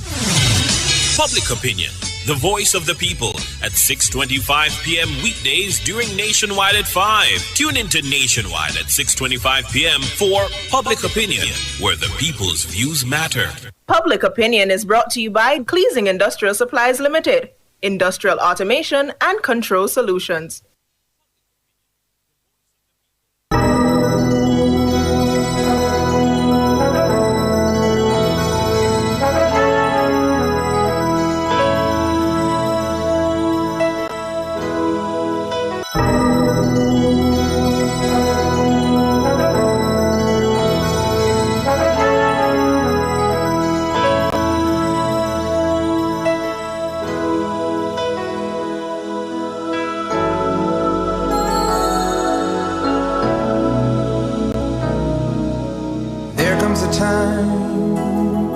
When we heed a certain call, when the world must come together as one. There are people dying. Oh, when it's time to lend a hand to life, the greatest gift of all. We can't go on pretending day by day that someone somewhere will soon make a change. Yes, welcome back to Bwoyatingz After Dark, right here on Nationwide 90 FM. Our topic tonight is After the Storm, Hurricane Awareness, Impact and Relief Efforts. And our question of the night is, have you checked in on your loved ones after Hurricane Melissa? And in addition to that, we've been asking if you're watching on YouTube, just send in the chat the location in which you've made attempt to contact your relatives or your loved ones just in general and you've not gotten a successful response. Please let us know the location and we will attempt or give you some updates. And also if you're on Twitter, use the hashtag and do the same, please and thank you. Now on our phone lines, we do have Mrs. Ruth Lynn Johnson, JPS Customer Service Area Manager. Good night, Mrs. Johnson. How are you? Hi, I'm fine, thanks. How are you? I am grateful that I am alive. Yeah. Firstly, how have you been? Have you made contacts with your relatives? Have those contacts been successful? So I've made contact with relatives. Mm-hmm. To be honest, I don't have a lot of relatives in that side of the world. Yes. My in-laws are in that side of the world. And so I made contact with them, and it's not good in terms of what has happened. But we have spoken to them. Yes. But my immediate relatives, it's a small number, and yes, everybody is fine in that regard. Well, thanks be to God. Thanks be to God. And how about you? Oh no, man. I do have relatives. A lot of my mother's relatives are from St. Elizabeth. Okay. The anxiety has been eating me up. I've gotten through to some of them, and trust me, the news have not been pretty at all. Yeah. Mm-hmm. And a lot more we've not heard from us yet, but we're just praying that Father God will, guide them through. Because there is, it's a part of what is causing the anxiety, but it's a fact that the telecoms are down. Yes. So there's like a separation between this side of the world and that side of the world. You would not think that it is on one island, at this point. But, obviously we can understand because we've never seen anything like, Hurricane Melissa. Yeah. So let's just jump right into it because, as I've just spoken to our previous guest, JPS, obviously we need power to do a lot of things. So let's just talk about the current status of the restoration efforts. I know that you guys just got the go ahead today, so you're in assessment mode. Am I correct? You are absolutely correct. So yes, the way restoration works, there is a set protocol for how it works because it's such a sensitive task that if you don't do it in an orderly, structured fashion, you might find yourself in problems. Yes. So what we do is that the first thing is that we have to get it all clear, and that is not just for JPS but for all utilities, basically for every company that needs to go back out into the street and engage with the terrain, with the environment that the hurricane just passed from. Yes. And so the all clear was given from ADPEM earlier today, probably around about, say, 10 o'clock. And that is when we were now able to hit the streets. Now, you would have known that we would have brought in a lot of support from overseas, so the support was there. They're there waiting, and so we mobilized the trucks and everything, and they started to hit the road. What are they out there doing? They're doing damage assessment. Damage assessment is important. You have to know what has gone wrong in order to know how you're going to fix it. It's like you need to know the root of the problem in order for you to address it.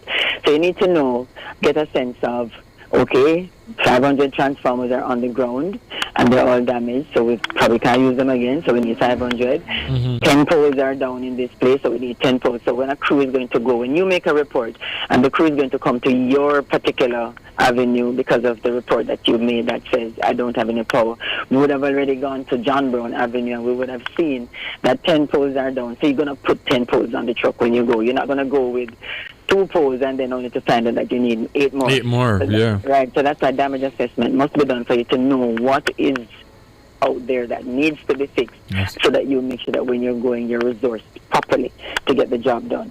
So they're doing the damage assessment, and that's what we're doing today. But to be honest, in doing the damage assessment, what we did today is, if while we're going along and doing the assessment, we met a line, that is fine, because sometimes you'll find, just like how your breaker trips at home, right? We have fuses on the line. There's some things on the line, and they're protective devices. They're there to protect a line from, like lightning and that kind of thing. And it's done to protect the line from damage. And what they do is that they will activate in order to protect. So a fuse may open, for example. And when the fuse opens, you hear a loud sound. People are always saying that it's a transformer that exploded when a fuse opens, but it's not the transformer, it's the fuse. But when it opens, you won't get power until it's closed. Oh.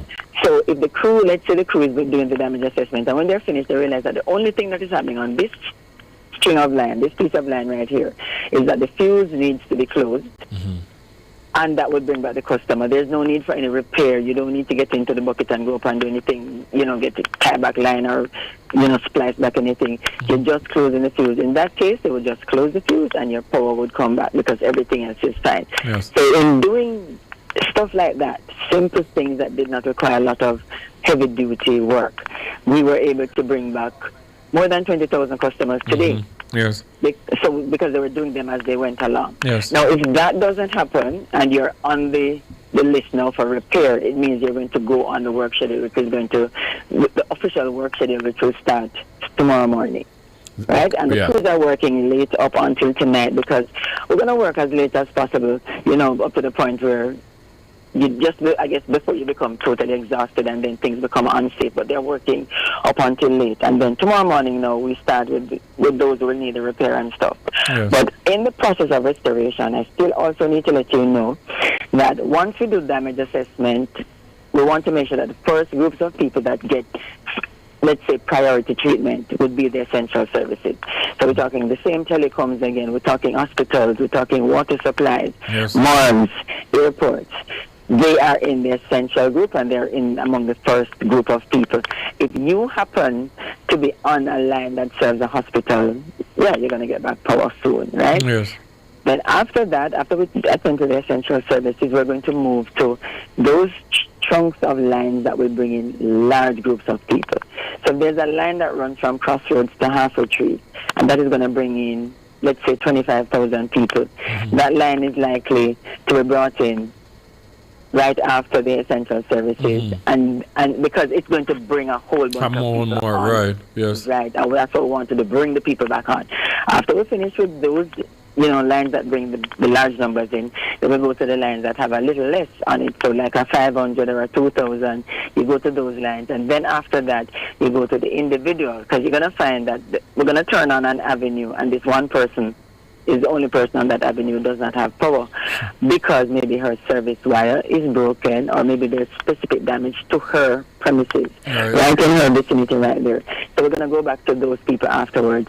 So there's a process in how we do restoration. And we have to do it that way to make sure that it's safe and it's fair, because we don't want people to say, oh, we went up to that avenue and then that person never do me, and you passed by me, or it's because your friend worked up there.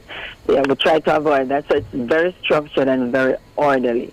But I must say that Kingston, St. Andrew, St. Thomas, and St. Catherine are the parishes that were least hit. Yes. We had least impact. And so, to be honest, we're going to make sure that these 4 parishes, get them back up and running very quickly, so that we can then move our resources, because we're going to need massive amount of resources to go to the west to take on what's going on down there. I must, before I ask you the next question, just quickly state, and I'm not sure if you've seen the comments on social media, a lot of people were giving you guys kudos and praises throughout the hurricane. That, boy, we need to hold it. Like, the amount of comments that I saw, people were just saying, you know what, JPS, you guys really did your big ones, on this. So I must commend you on that, because I was reading the comments in real time, and it was a lot. All right, we thank you for that, because we always get a lot of cussing from customers, right? But I must say that for this one, I was actually in the room where the action was going on. Yes. And when I can't tell you exactly how all of these things work, because, this is how they do their thing, we can't tell everything out in the public. Right. But you see, just like how you say, we did hold it? Yes. That's exactly what we're doing. We did hold it. Yes. You had lines that were going out, but we did what we need to do to bring them back in, and we were... It was amazing just watching the guys trying to get this stuff done, because we wanted to make sure that as many customers as we could keep on through the entire process. We wanted to get that to happen. We wanted customers to... We just wanted to know that some persons would have been there who just never went out. And unless there was nothing we could do to prevent it, yes, we made sure that you stayed on. So we had a whole bunch of customers that actually did not lose power, neither before it kicked off, neither during, and right now they're still on, so they never lost power at all. That is true. And we're just happy to have given them that experience. Oh yes, man. Oh yes. Based on the assessments that were done today, I'm not sure if you're given reports throughout the day, but can you say as it relates to the numbers of badly affected areas in contrast to last year, is there a percentage or a number that you can tell us? I don't have that information yet because assessment is still going on. And it's still at work. Until they come off work tonight, they're still assessing. So I don't have those figures yet. Yeah. But I just know that the parishes that they're working in right now are really not so badly damaged, that we know for sure. So I figure we'll get the numbers quickly. Yes. Maybe tomorrow or the day after. And for persons who are not in the severely damaged communities or parishes, and they are without light as we speak, where can they make their reports? How can they make contact with you guys? All right. So our customer care line is down, impacted by the fact that it is supported from a location in Montego Bay, and there's a separation in terms of the telecoms between Montego Bay and Kingston. So our call center, that line that people call 888-225-5577, they may be calling it and they're not getting any response from it. The line is down. So what we've been doing is asking persons to make their reports. First, if you have the app on your phone, that's you. That's easy. You can just go there, select outages and make a report that goes straight into my dispatch center, where they're able to look at your reports and then assign people to them. Mm-hmm. So that's one way.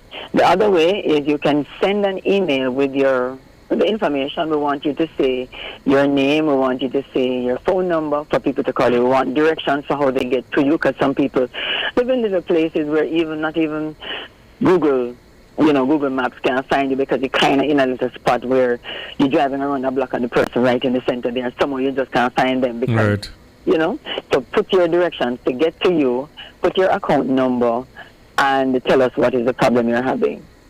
If it's a wire on the ground, you can see that a wire is broken. If if a transformer is down on the ground in front of your house, put what is there, because it also will help us to know which, let's say Express is in the air, but they don't have a piece of wire on the truck, then you know that you need to get the other crew with the wire on the truck to go. So tell us what is happening. Tell us what is the specific issue that is, if you know that is causing the outage. If you don't know, then fine, just say that, you have an outage. Right. But put the report. You can do call JPS at jpsco.com. So call JPS at jpsco.com. That's one way. And then the other way is you can use any of our social media platforms. Of course, our handle is at myjpsonline. At myjpsonline. So you can use those, whether Twitter, whether TikTok, whichever one is yours, your favorite. You can also log your reports there while the call center is down. We're trying to get it up. We're trying to see how we can, what we can do to bring it back up. But you can use any of those 3 platforms in the meantime to log your reports. Love that for us. Well, Ruthlyn, just, give the team a thank you from us here at Nationwide. You guys were really on it, and, just be safe out there, and just thank you for the work that you've been doing throughout this entire Hurricane Melissa. God have mercy, disaster that you've placed on this island. I mean, it's such a lovely name, has done such really disastrous things. Yes. Yeah. Well, just want to thank you for having me. No problem. Well, thank you. And I want to just, my last word, yes. Well, it's my second to last word. My last word is to tell people to stop listening to those fake news things. There is somebody or some group of people who keep sending out that fake thing about JPS is going to turn off the light or JPS is going to restore you, and they're now providing a schedule for restoration. It is not true. We've not even put a schedule out there yet. So if you're seeing a schedule of restoration coming into your WhatsApp group, it's not true. It's not real. It's not true. If it doesn't have the JPS logo on it, it's not true. And they might just put a fake one on it, but it's not true. Go and look at what our logo looks like, most likely the one that you see there. And if it has grammatical errors in there, because I saw one and it's still there's grammatical errors, it's not true. Right. So there's that. And the other thing is, please, I'm asking for patience. There's going to come a point where you're going to be like 3 weeks down the road and you're going to say, no, seriously, JPS has forgotten me, and you're going to lose it.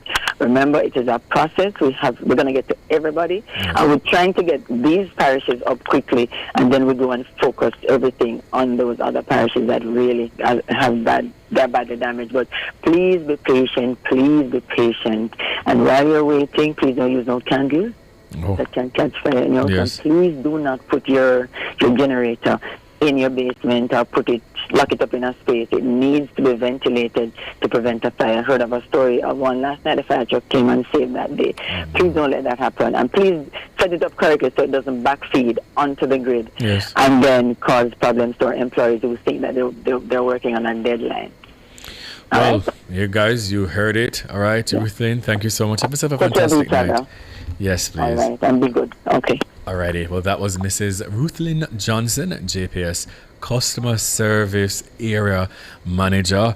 And again, they were really and truly trying their utmost best throughout the hurricane, just based on the comments that I saw on social media.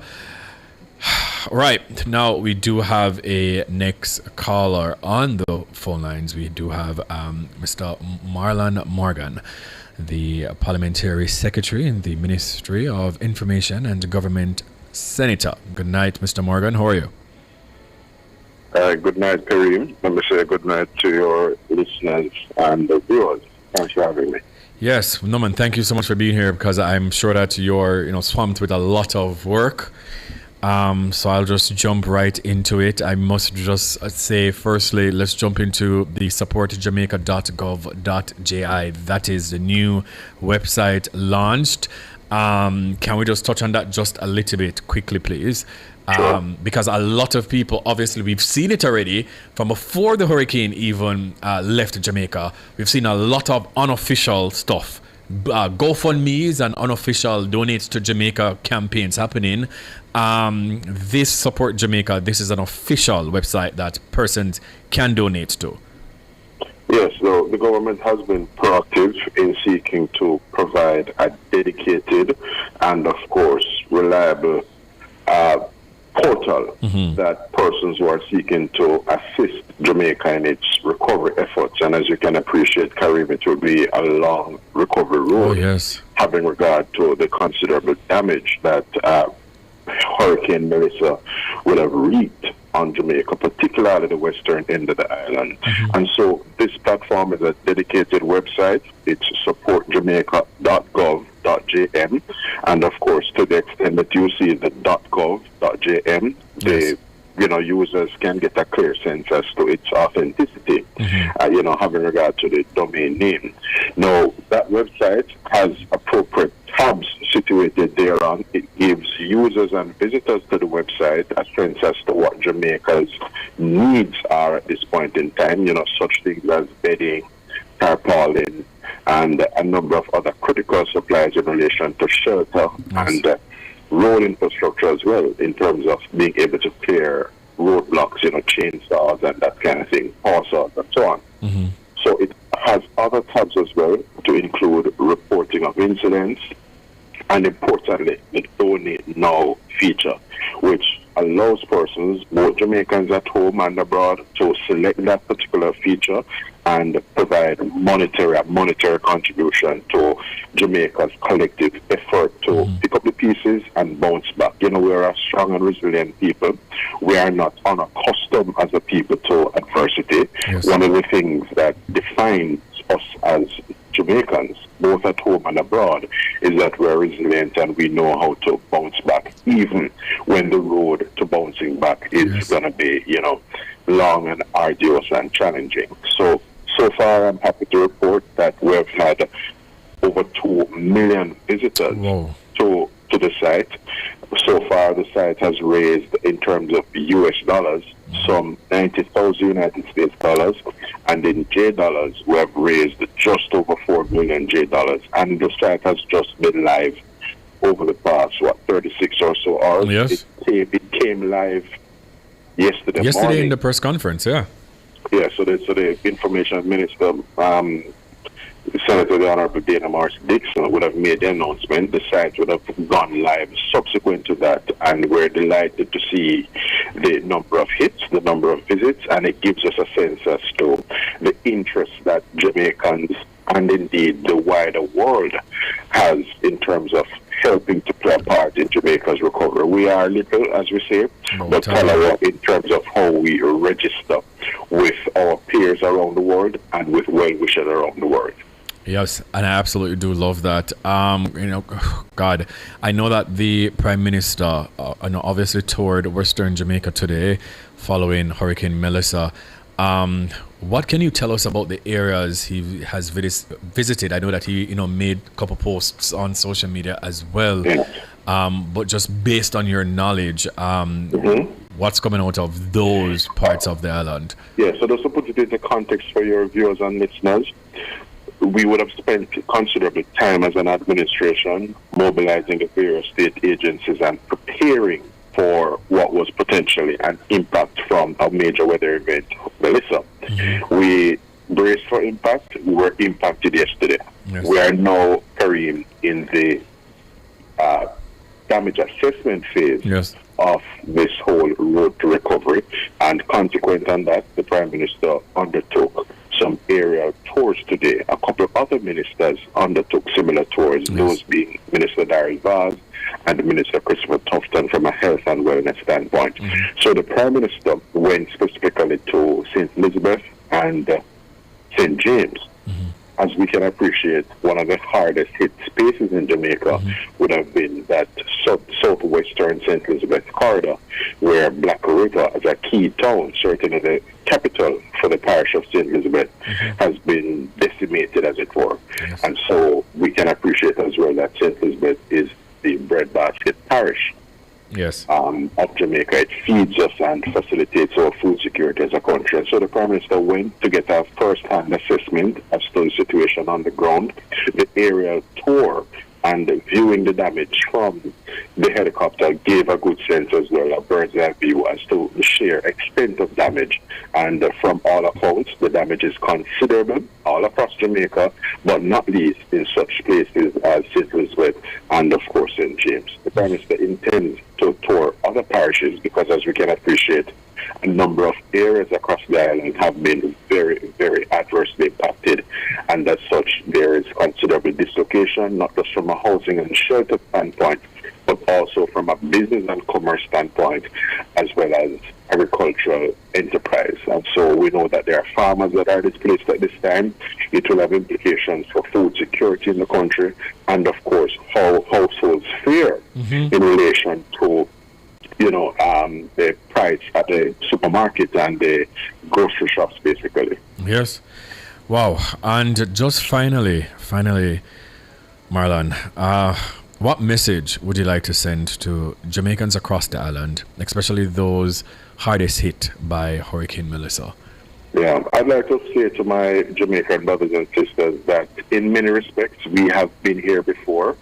You will recall the recent global pandemic, COVID. You will recall as well Hurricane Beryl. And so, as a small island developing state situated where we are situated in the Caribbean Sea, we have to appreciate that with the phenomena that is climate change, we may be impacted by serious and catastrophic weather events. But we have to continue to dig deep and muster up the resolve as a people to pick up the pieces whenever we are confronted by these major weather events, these forces of nature, and be strident and stick-to-it enough to bounce back. And so my message to the people of Jamaica, there are many of you who would have suffered considerable loss. There are some people who are sleeping under the open sky this evening, and we spare a thought for those persons. We join in prayer, and our thoughts are directed to those displaced households at this point in time. But I'm just imploring them to take heart. There is that dark cloud hovering over Jamaica in a proverbial sense, but the sun will shine again in terms of us navigating this very, very terrible experience that we've suffered as a people and as a nation. Well said, man. Well said. Marlon, all the best to you and the administration. And you guys are doing such an amazing job. Indeed. Thank you so much, Karim. And let me wish for you and your whole, family and the entire NNN team all the very best as well. And I'm happy that you, would have come out from the weather system, on the better end. Yes. And we will just continue to press on from here. The road is going to be a long one, but we shall overcome. That is it, man. Thank you so much. All right, that was Marlon Morgan, the Parliamentary Secretary in the Ministry of Information and also Government Senator. We're going to take a quick break, guys. Once again, our topic tonight is After the Storm, Hurricane Awareness, Impact and Relief Efforts. And our question of the night, our phone lines are open. Have you checked in on your loved ones after Hurricane Melissa? Also, you guys can tell us the areas that you've been attempting to reach your family members or just your loved ones in general, and it's not been successful. You can tell us the areas, and we're going to make a log here at Nationwide and see if we can reach out and, get some information for you. Once again, this is Bwoyatingz After Dark on Nationwide 90 FM.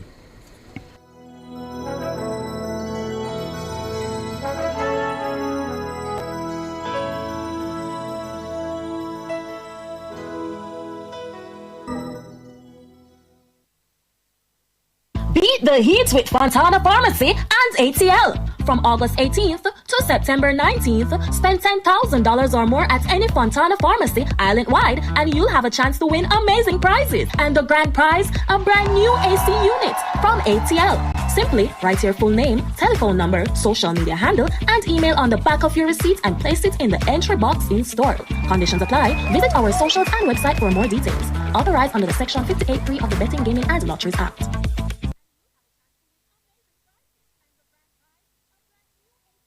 None of mercy.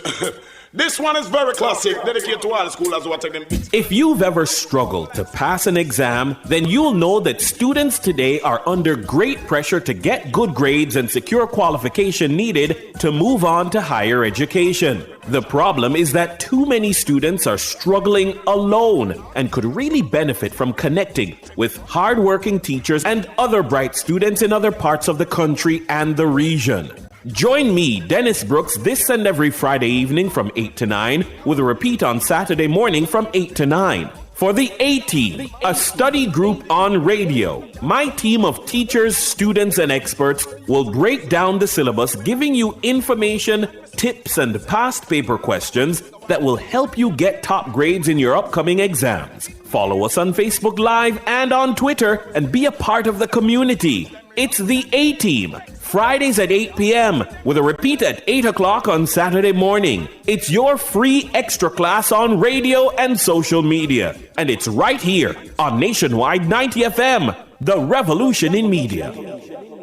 It's Monday, get over your blues. Or Tuesday, Wednesday, Thursday, Friday. The E-Zone is here for you. With the Stinger Honey Bee and Karim Bwoyatingz from 3 to 5 p.m. on Nationwide 90 FM. We've got your entertainment news. Then we want to hear your views. Why you said? Jump in the mix. Or the hot seat. Don't miss our brain busters. Or the crazy giveaways. Let's talk fashion. Send us your outfit of the day. Ooh, cutesy. Very demure. Are you looking for love? Come on one of our blind dates. Send your request to ezoneblindates@gmail.com. That's ezoneblindates@gmail.com. And stay tuned for your confessions. These are my confessions. Share them with us at ezoneconfessions@yahoo.com. I mean, is this planet Earth? Is it? I don't know. Let me check. Either way, it's got a buzz. And a bugger. Ow! Ow!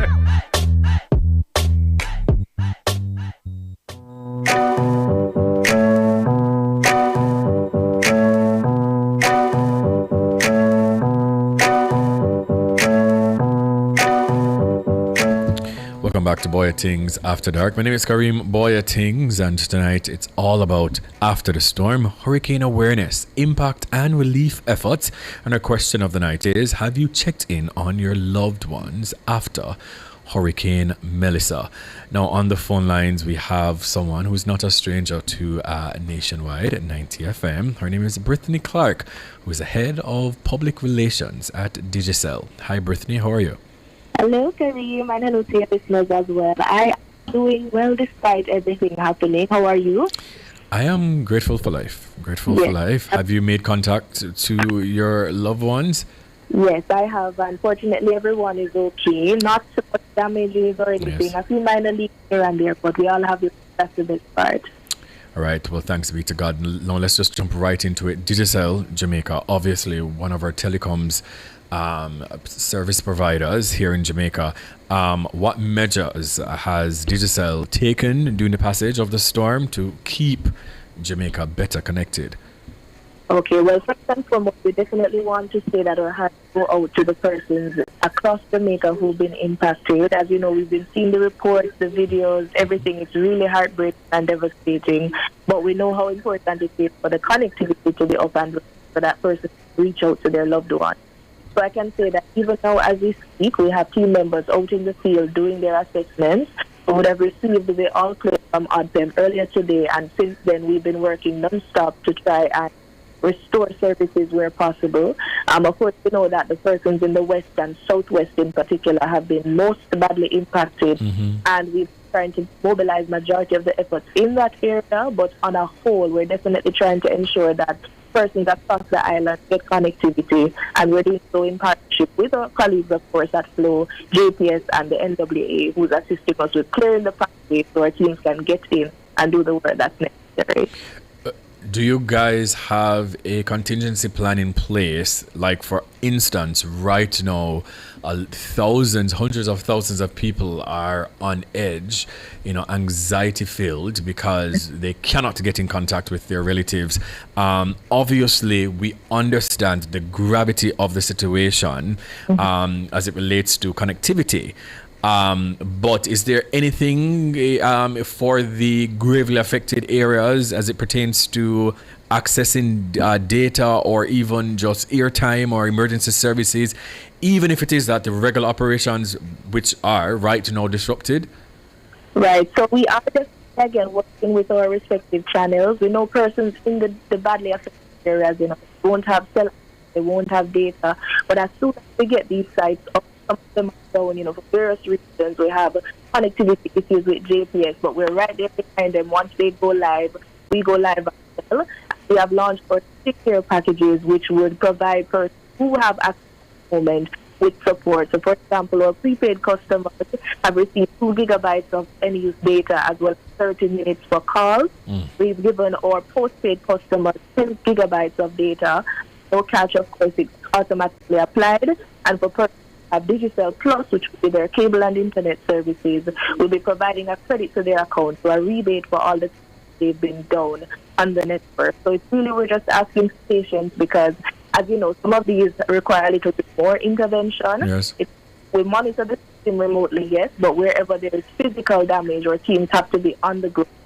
So we implore persons to be patient. We've been seeing the reviews, seeing the requests, and we are working through the night 24/7 to ensure that we get sites up as soon as possible. And of course, we have to commend the security forces who are on the ground doing their checks as well. Utilize their networks. I have friends who have family members in the area who they've happened to reach out to, and they've asked them to check on their friends, family members as well. So this is where we come together as a community, as Jamaicans, and look out for each other.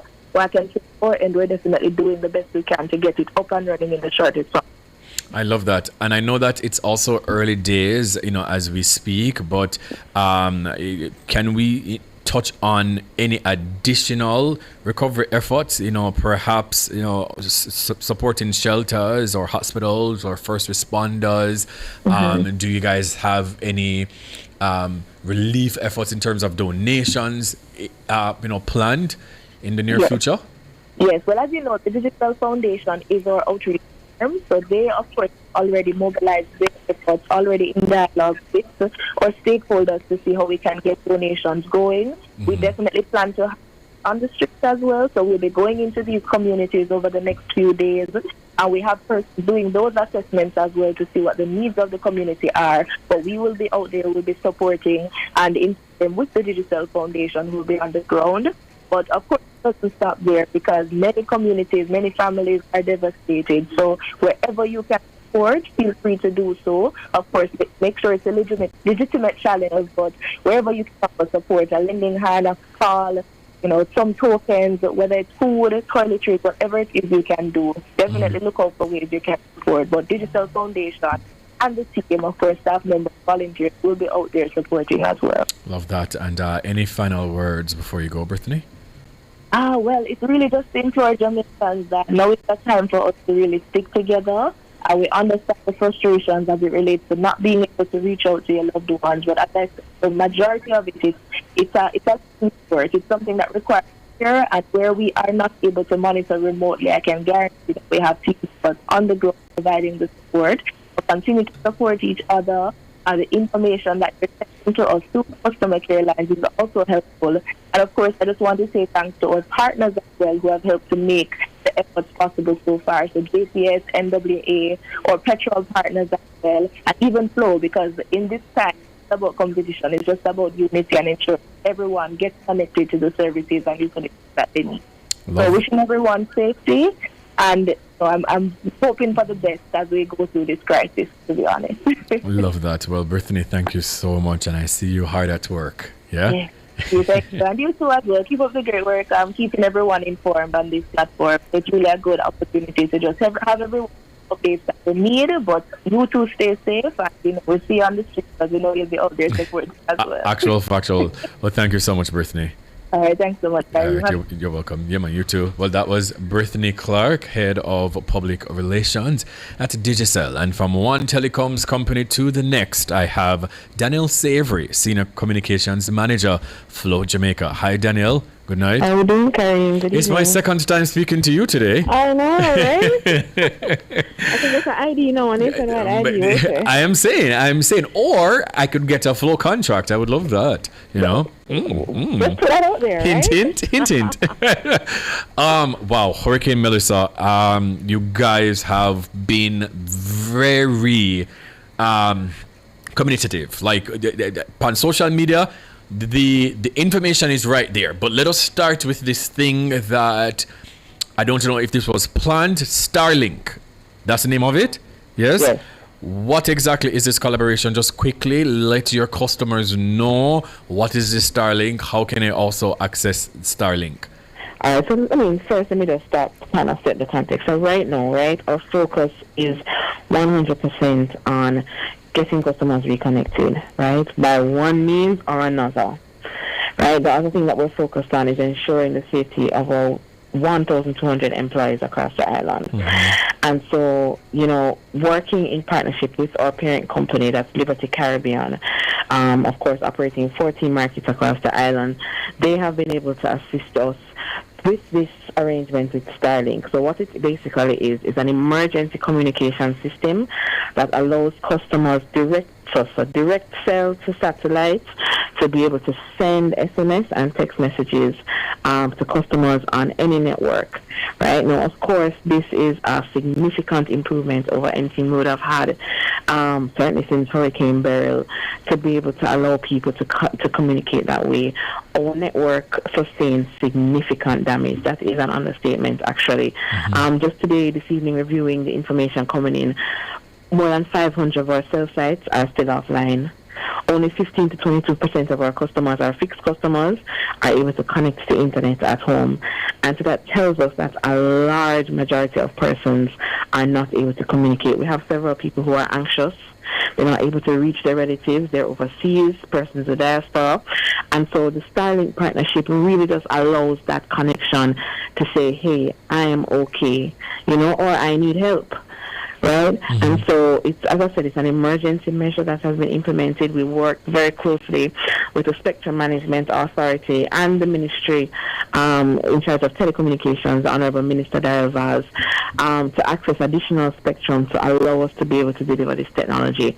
It's brand new for Jamaica, and we're so happy that over the past 2 days, more than 67,000 customers have already started to use it.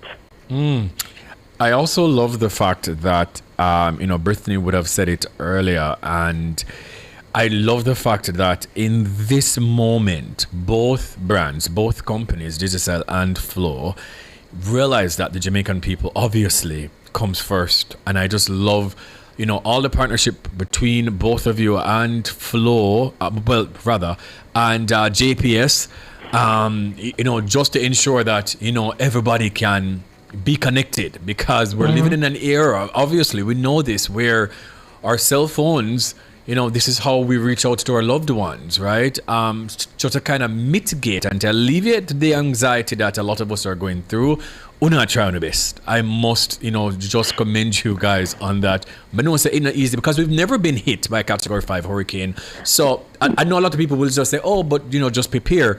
How are you going to prepare for something that it's unprecedented? Well, if I can comment a little on the preparation, preparation really leads to success. And success within the context of a Category 5 hurricane is what it is. But what I can say is that, first thing, we are each other's customers. A lot of people might not be aware of that. And so, we even in this collaboration, we're really serving each other. We, as a utilities industry, we came together at the start of the hurricane season, and we actually did a simulation to say, okay, if something like this was to happen, what would we do? And so it opened the lines of communication between, our technical teams, all our different coordinators, our communications teams. And so that is how we were able to see that joint press conference coming together a few days ago, So that collaboration, and it's a technical thing as well. So when we talk about JPS, and I have to big up the team at JPS, they will go hard. That's all I can say. Yes. Big up to JPS. You know, it is challenging doing what we do. It's not easy work, and remembering too that this is a national emergency. So we have teams who are impacted. Their families are impacted. Some of our teams have not even communicated as yet with their families, right? But when you also look at data being put into play, I'm looking at maps that map flow mobile sites against JPS power sites. That is the kind of insight and intel that is going into the recovery efforts. One of the challenges experienced during Hurricane Beryl was, for example, if we go into an area that JPS has not been as yet, we weren't able to reconnect. Yes. What we're doing now is partnering to go on these restoration missions, so that once they do what they need to do, we come right behind. Yes. You know? Yes. So that is really a big differentiator for us this year, and I just want to big up everybody who has been a part of the process this whole time. No, I know that on social media you guys have given us steps on how to access the Starlink option. Other than that, are you also sending SMS to the customers who might not have connectivity right now? Right. So we're sending what we call direct-to-cell messages, right? So, you know, through the platform, we're able to identify our customers who are able to access the service. Now, to get that, to access the Starlink connection, you need to have a 4G LTE-enabled device, right? I mean, unfortunately, some of the older phones, the bangers, wouldn't be able to do that. But once you have a device that can connect to data, you can get WhatsApp, you can do those things, more than likely your phone is able to do it. There are some instructions that are available via our social media, as I mentioned, but we're also sending messages direct to cell to over 500,000 customers who have identified as being able to access it. So you will get that message coming in and it will give you instructions. As I mentioned, in the past 2 days, we've seen 68,000 people already starting to use the service. Right? So, you know, and just remember to, you know, if persons are having difficulty, I encourage you just to try again. You know, it's something, once you introduce anything new, it was introduced on the emergency conditions. And so, you know, if you are having difficulty, just really try it again, and, you know, as best as we can, we'll try to ensure that we can get that service up to you as soon as possible. And just quickly before you go, can you just do a step-by-step for us here, for the persons who might be listening with no connection to the internet any at all? We can start with persons with Androids. Android phones, all right. Just give me 2 minutes. Let me pull it up on the thing. I know you probably have 2 minutes. And for the Starlink option, they can't use data, but they can send messages. Right, it's not data, it's messages, text message, SMS text message, right? And with what I'm looking for, let me just also say that, you know, we as a Storm approach, we also offered a free gigabyte of data to all our prepaid customers. That is still available. To access that, you just dial *171 number sign from your device. Once you get that data, it's valid for 3 days, 72 hours. So that's an option that people can take advantage of immediately. But that's again assuming that you have mobile coverage right now. For the Starlink people now, if you're on an Android, first thing you're going to do is you're going to open settings, right? Then you're going to tap network and internet or internet connections, right? Then you're going to tap on the mobile network, you'll see Flow, you tap that, and then there's a little button that says VoLTE calls. Now, some of us, we never go into that part of the phone before, but you're going to look for VoLTE calls or enhanced 4G, right? And you just switch it to on. From there, you'll see the Flow Starlink network become active on your device, and you can go ahead and send those text messages. That's for the Android people, right? If you have an iPhone, you're going to tap on cellular. Then you're going to tap on cellular data options. Then you're going to tap on voice and data, and you're going to choose that same thing, VoLTE, right? And from there, you turn that on, and you'll see your Flow Starlink network become active. Now, this is for customers who have no service at all. So if you have service, right? It just not go do. So if you're seeing those bars, it's flat, that's for you. Yes. Right? So, like I said, we're sending up directly, these instructions directly to customers. Yes. And it's also available widely on our social media platforms at the moment. Well, thank you so much, Danielle. You can go get some rest now. You can go take a little nap also. It's really been a long 5 days. Yes. I mean, we're operating a 24/7 emergency operations center at our head office on Carlton Crescent. So the team, all our technical guys, our customer service, everyone is kind of hunkered down, monitoring even in this recovery phase. So, you know, we're feeling it. I want to big up all my flow technicians, everybody across the island, the entire management team. You know, big up to you. Yes. Well, thank you so much, Danielle. Have yourself a great night, all right? You too. Take care. Thank you. Well, that was Danielle Savory, Senior Communications Manager, Flow Jamaica. Right, Starlink. Now, earlier, once again, guys, our phone lines are open, 876-630-9371 to 4. Our question of the night is, have you checked in on your loved ones after Hurricane Melissa? And also, I know a lot of us, we haven't heard from our family members. We haven't successfully gotten through to our family members. So I'm asking you, if you have, attempted to make contact and you haven't successfully been connected, let us know where. We're trying to do a log so that the persons who are listening, if they've made contact in that community, or if they're actually in that community right now, them can tell us, say, hello, yes, we're okay, or even try and make contact with your family members for you. Once again, I know somebody said they haven't heard from their family members in St. Anne. That's Ocho Rios. I know some people says Mount Vernon in St. Thomas. I'm going to go through the list after the break, but on the phone lines we do have Jeff, and I won't try to butcher his surname. He is an Emmy Award winning storm chaser. Jeff, good night to you, sir. Good evening, sir. How are you tonight? I am gratefully tired. How do I pronounce your surname? The same way. Yes, I can imagine. How do I pronounce your surname? Just Jeff Petrovsky. Okay. All right, Jeff. For those who are listening or watching right now who they're not aware of what a storm chaser is, what exactly is that? Well, it's something, we have different leagues of them, right? So I've been doing it for over 50 years. And so I like documenting historical events, whether it be big hurricanes or tornado outbreaks, ice storms, volcanoes, those kind of things. So I've done that for before it got popular in the last 20 years. Mm-hmm. So I'm kind of one of the old school guys that have been around for a long time and been around the block a time or two with doing this kind of stuff. But you kind of understand what's going to unfold, and you get there to document history, because it's this is what happened in Jamaica was a historical event, and somebody's got to tell that story.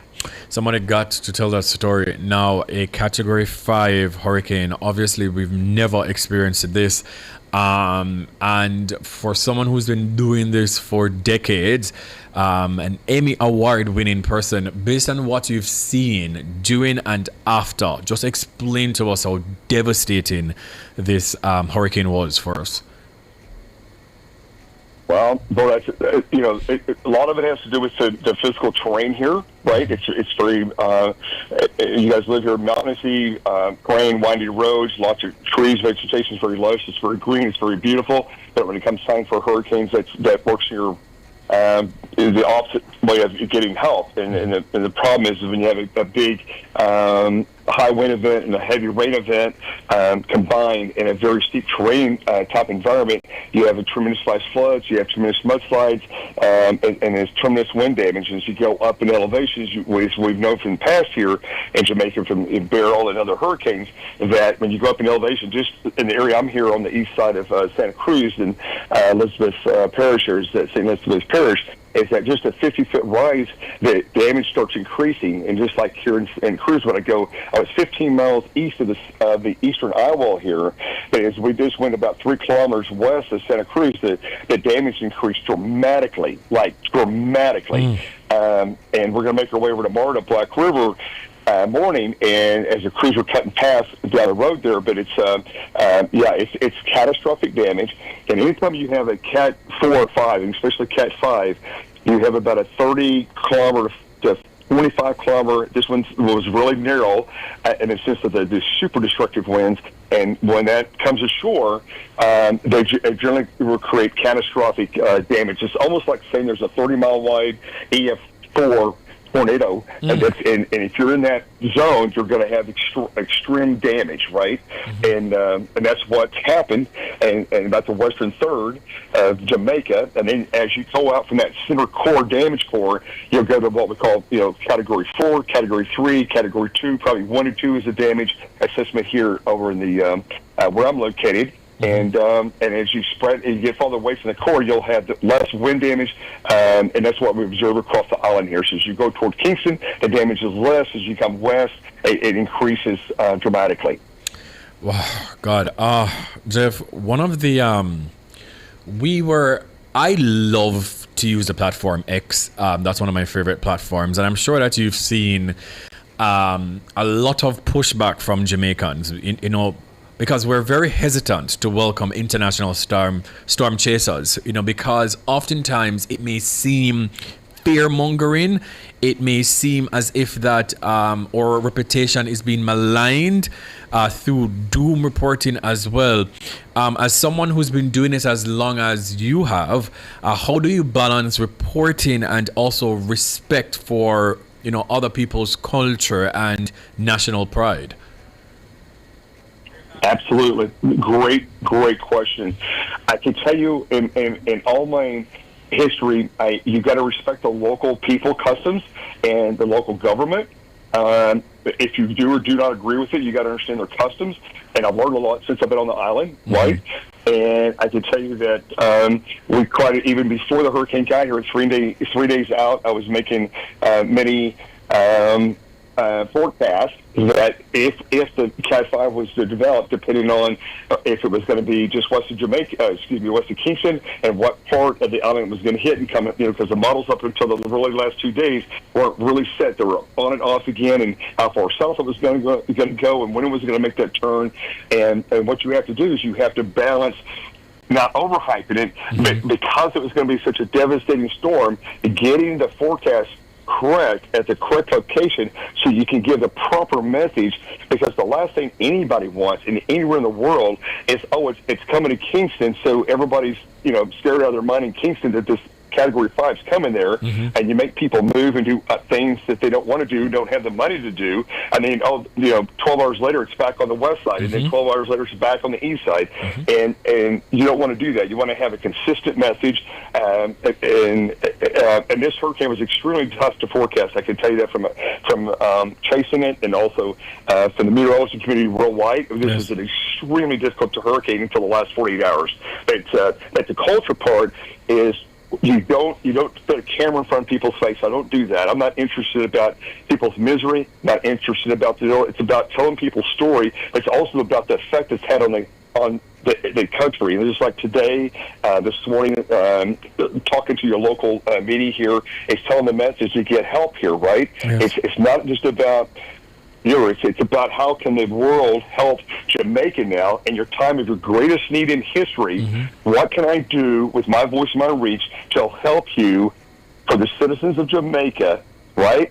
Help you bring resources in here of whatever you need, and help facilitate that by my voice and my message. And that's what I have done continuously for 3 nonstop days before it happened, before the hurricane got here, since it's happened, and I've done it all day to day. That's been my consistent message all day. And I've had outpouring from the Jamaican community here, as well as the prime ministers, and multiple people have reached out to me in the last 48 hours because of my continuous coverage. As a matter of fact, I had the only, that I'm aware of, the only live coverage from Santa Cruz talking about the scope and magnitude, not little short clippets, on the internet for 15, 30 seconds. Hey, here's some drone video. Here's this. Yes.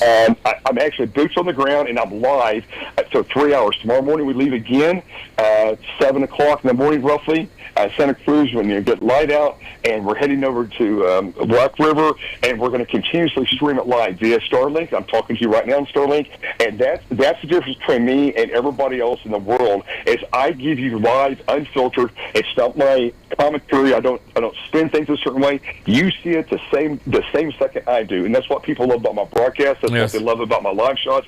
That's because I tell you, you see the same thing I do when I encounter it, and it's like it's natural, it's raw, it's emotional, and it's gripping. And I bring the story to people. That's what they want to see. They know I tell it like it is. And that's what I'm known for worldwide. I'm unfiltered. I'm honest with people, and I tell people what is happening on the ground. And I can tell you, you had a absolutely historical, unbelievable amount of damage in the western part of the island. I'll have to tell you, you've seen the drone shots, and I'll be honest with you, once the resources get to all those areas, they're surging in there now, from both internationally and domestically, as Mercy flights arrive tomorrow in Kingston, and they'll start flooding out to the areas.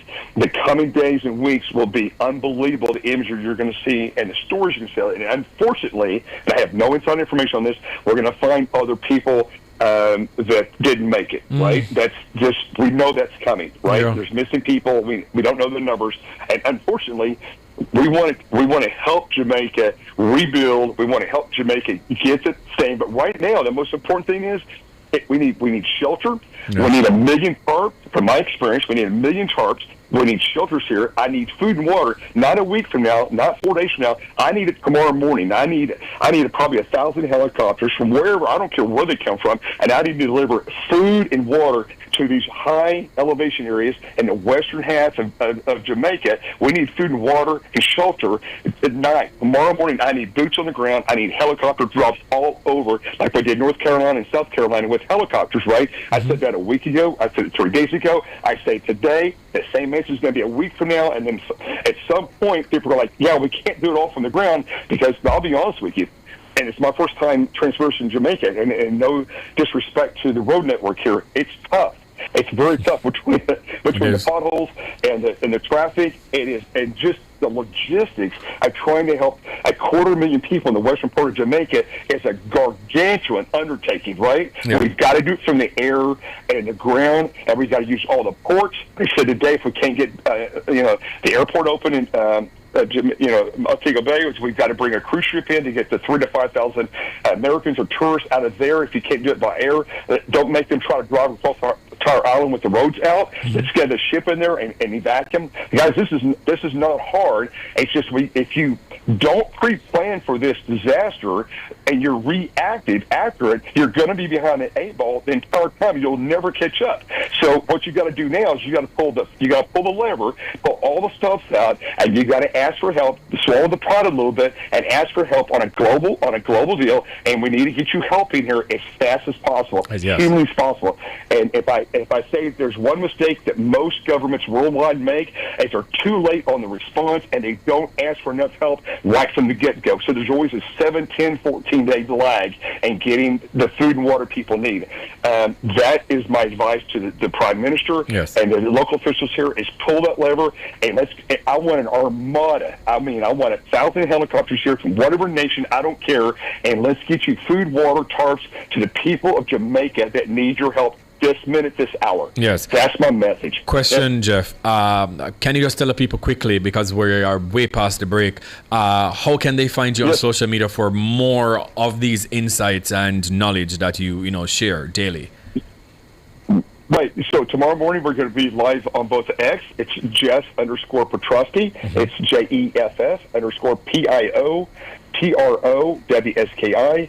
And then on YouTube, we're going to be live starting at probably 7 in the morning, probably almost all day, and the most hardest hit areas. And that's going to be on twisterchasers.com on YouTube, twisterchasers.com on YouTube, and that's where people can find us and follow us. All right. And a lot of your local media here is tagging as well. And thank you so much for giving me a voice. No problem. We want to help Jamaica. Yes. And that's what we're here for. Factual. Well, thank you so much, Jeff. I will also tag you on social so people can actually, go and view. Thank you so much for all that you've been doing. Have yourself a great night. Well, that was Jeff, an award-winning Emmy award-winning storm chaser. We're going to go for a break. We're in the final 20 minutes of the show. Bwoyatingz After Dark on Nationwide 90 FM.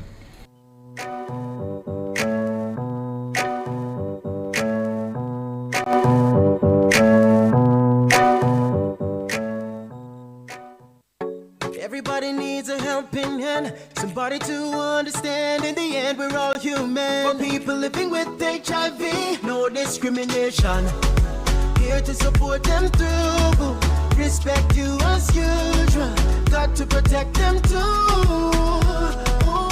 One of your friend or your family, somebody in your community. People living with HIV.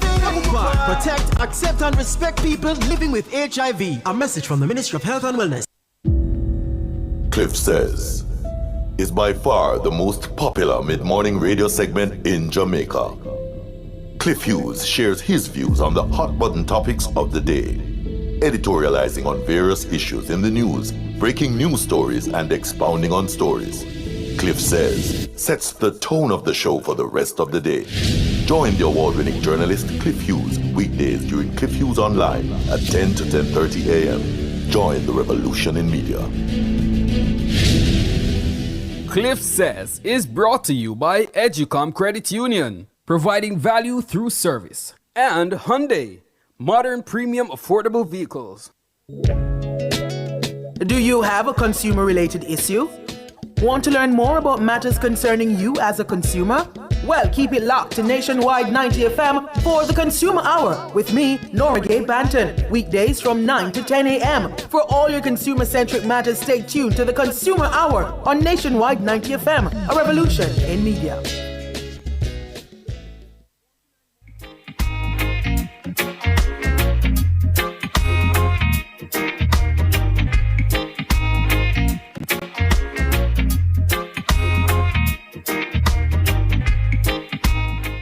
Welcome back to Bwoyatingz After Dark. My name is Kareem Bwoyatingz. We're in the final 20 minutes of the show, and tonight is all about after the storm, hurricane awareness, impact, and relief efforts.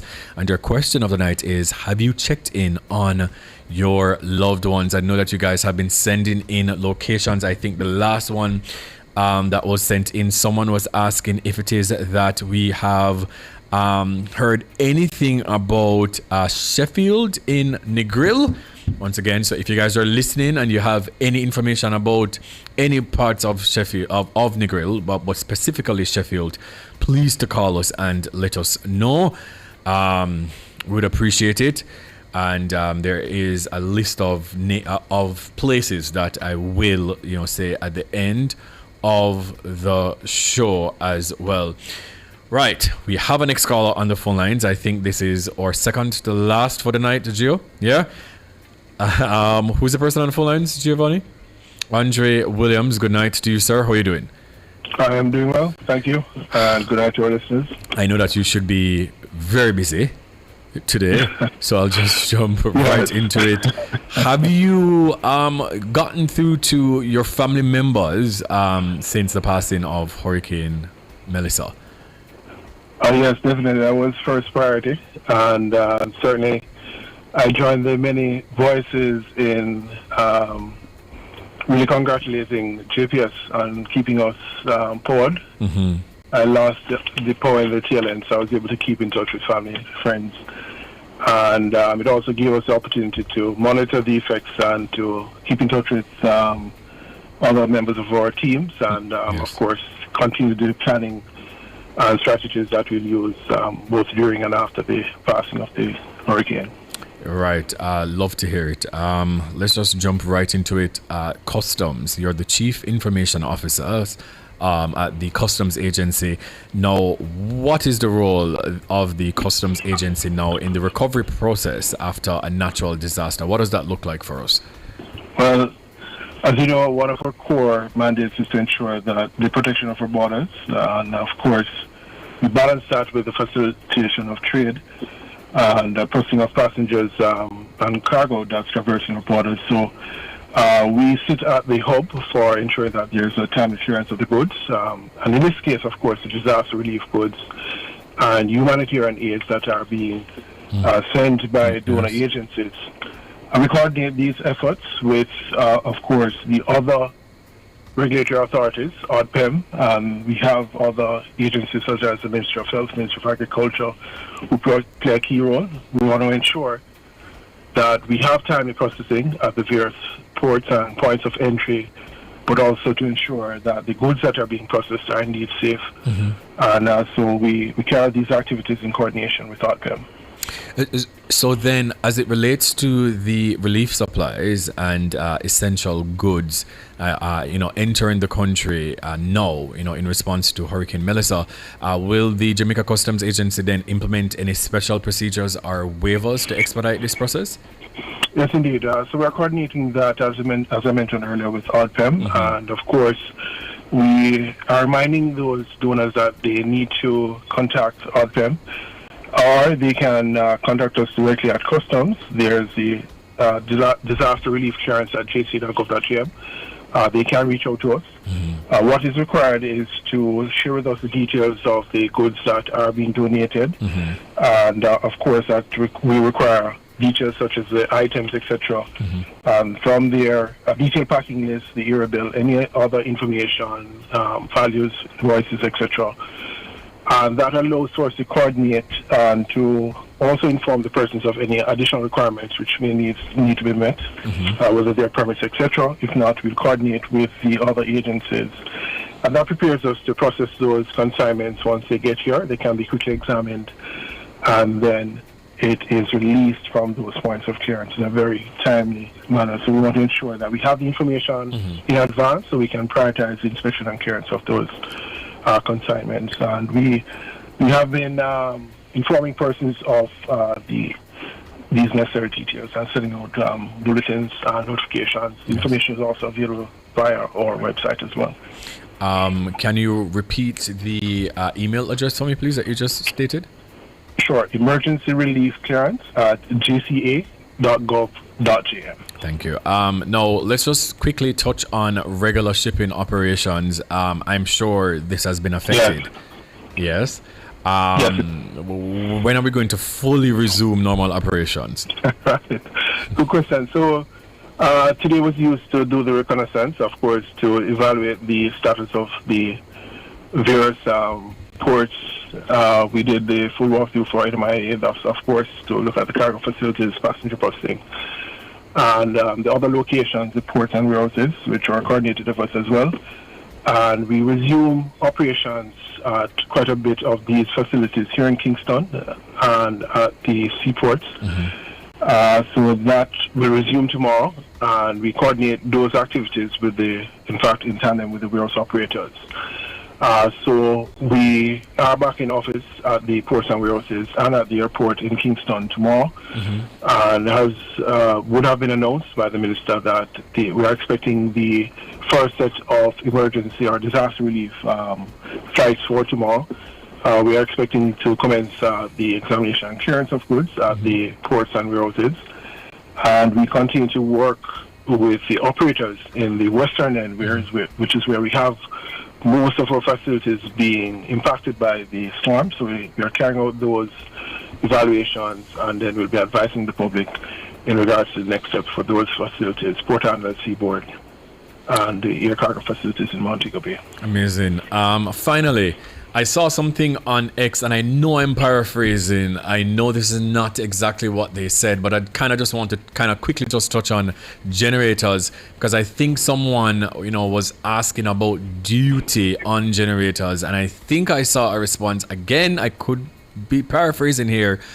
I think I saw somebody say that there isn't duty on generators, or like there is a reduced duty on generators. Can we just clarify that, please? Yes, I'm going to say something. There was a period for tax relief on generators. Yes. I'll have to make sure I confirm that is still in place. I don't want to give you incorrect information. Okay. But we do know that it's listed among the items that persons are interested in donating. There are a number of other types of equipment, chainsaws, etc. There are beddings, all kind of stuff that persons would want to donate. The list of needed items, that summary is on the supportjamaica.gov.gm website. And so they can, if they are interested in donating items, they can go to that list to see what is really the priority, the quantities, etc. So persons have been using that medium. Of course, we do have a duty estimator from our website and our mobile app, so persons can use that means as well from our website to look at the precise duties on generators and also through the Customs mobile app, J Customs Connect, which is available in the Play and App Store as well. All right, so those are the mediums which you can get some accurate rates on. Well, I will check on that for my own self as well. But I appreciate it, though, Andre. Thank you so much. Any final words? We continue to encourage persons. We know that this has been a daunting time, a difficult time. We're about resilience, rebuilding, and ensuring that we assist persons, whether it is from a business or personal perspective, to pull their lives together. And one of the important rules is to ensure that they have timely access to the goods and, of course, the services of customs, both for cargo and passengers. So we continue to do our best despite the extenuating circumstances, and we continue to coordinate with our other partner agencies and our clients and stakeholders. So just want to keep encouraging persons along that path. And continue to keep in touch with our various mediums. You can follow us on Jamaica Customs Agency on Instagram, LinkedIn, YouTube, Facebook. And of course, our websites are there. We'll continue to put out information to ensure persons have access to timely and accurate information. All right, so that's it for us. Well, thank you so much, Andre. Do have yourself a great night, yeah? Thank you. And thanks. Alrighty, well, that was Andre Williams, Chief Information Officer, Customs Agency. I'm also seeing another comment on YouTube. Someone is checking on family in Good Intent, Manchester. Also, Duncan, is this Duanville in Trelawney, and Houghton Grove in Mobay. If anyone listening right now, if you have any information about these locations, if the people them good, just text me, just call me, just tell me, please. Once again, Ricardo Gale is checking in on his family in Good Intent, Manchester, Duncan and Duanville in Trelawney, and Houghton Grove, Mobay. Yeah, so if you don't know nobody, if you don't even listen right now, if you have a radio right now, even listening, just try and see if you can make contact. If anyone has made contact to anyone down there, just tell us, please and thank you. Also, I see Lady Loud says a friend of hers is trying to reach his family in Bethel Town, Grange Hill, and White House in Westmoreland. And Lady Loud is on the phone. Okay, hi Lady Loud, night. Quickly. Hi, Kareem. I know you're stressed. I know that you haven't heard from your mother since 10:30 a.m. yesterday. Her name is Miss Russell, and she's from, is it Withorn? Withorn, Galloway District in Westmoreland. All right. Withorn, please, Galloway District. If anybody has any information, please let us know. Her name is Miss Russell. Just text me. You can WhatsApp us, 876-280-6629. You can call at any time and speak to anybody and just make one know, say, she's okay, please. Lady Lord, have you gotten through to anybody down that side, any at all? No, I'm still looking for my cousin in Montego. You know, the funny thing is, not even a little girl right near me, I just know I'm Muppet, so God. What a lot of people have been doing, Lady Lord, and for you and to all international listeners, you see, because maybe calling them, maybe just not gonna go through what my cousin overseas said. What she's been doing is she's just been sending messages to people like on social media through them DM. I've been doing that. Nothing is going through. I've texted. I've done everything, Kareem. Like some come from work this in my baby me about, because I understand say like the internet and stuff is not working down there, but it's just the unknown, especially because it's such a big thing that happened that we were not expecting. Yes. And the fact that I called my mom in the morning and I didn't even get to ask her because as soon as she answered the phone, the line dropped. And because when they work and, when they work, you can't really focus. And I'm like, I don't know, is that discombobulated? Because I'm hearing things about every district around her, but I'm not hearing nothing about Galloway district. And the fact that they're saying they found bodies in Westmoreland as well, I'm just like, but I pray to God, but don't get no bad news because I cannot deal with it. So if anybody's out there in the Galloway district, Otarn, Bluefields area, because I'm guessing there's like shelter in the Bluefields area, Torrington area. She has my sister has a tracker on her, but the tracker said her last location was in Torrington. So I don't know. I don't know.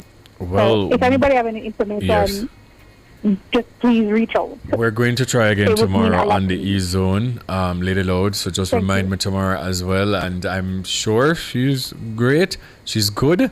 I'm praying she's good. Just keep us posted as well. And tomorrow during the E-Zone, again, I'll do it, yeah? Okay, all right. Thank you so much, Kareem. No problem. And I'm glad you guys are all okay. Please tell team I send my love. Yes. I know you guys are going through a really, really hard time, so just take it easy. We just have to regroup and rebuild. We're done, so we're strong already, so it's just a matter of how we go about doing this. So just go and big up on yourself. So. Yeah, man. Thank you so much, Lady Load. Alrighty. All right, guys. Let's go through some of the locations again. Negril. Sheffield in Negril. Westmoreland. Please, if you know of anyone, any updates about that community, please reach out to Nationwide and let us know. Enfield, St. Mary, Galloway District, Westmoreland, Mount Vernon, St. Thomas, Brownstone, St. Anne, Slipe, St. Elizabeth, Stonehenge, St. Elizabeth, Hopewell in Hanover, Good Intent, Manchester, Duncan and Duinville in Trelawney, Hunt 10 Grove in Montego Bay. Please just reach out to us. Let us know. Also, Omalora's family, Basil and Andrea Wilson in Newmarket Square, St. Elizabeth. They're the owners of Mangroves Hardware. Please make contact. If you don't know nobody, please to make contact with us here. We do have some voicemails, some voice notes rather, to play for you. Jill, let's just play the first two that you have, since you know the time right now. From some of our local entertainers, you know, they've sent voice notes to Jamaica. So let's go.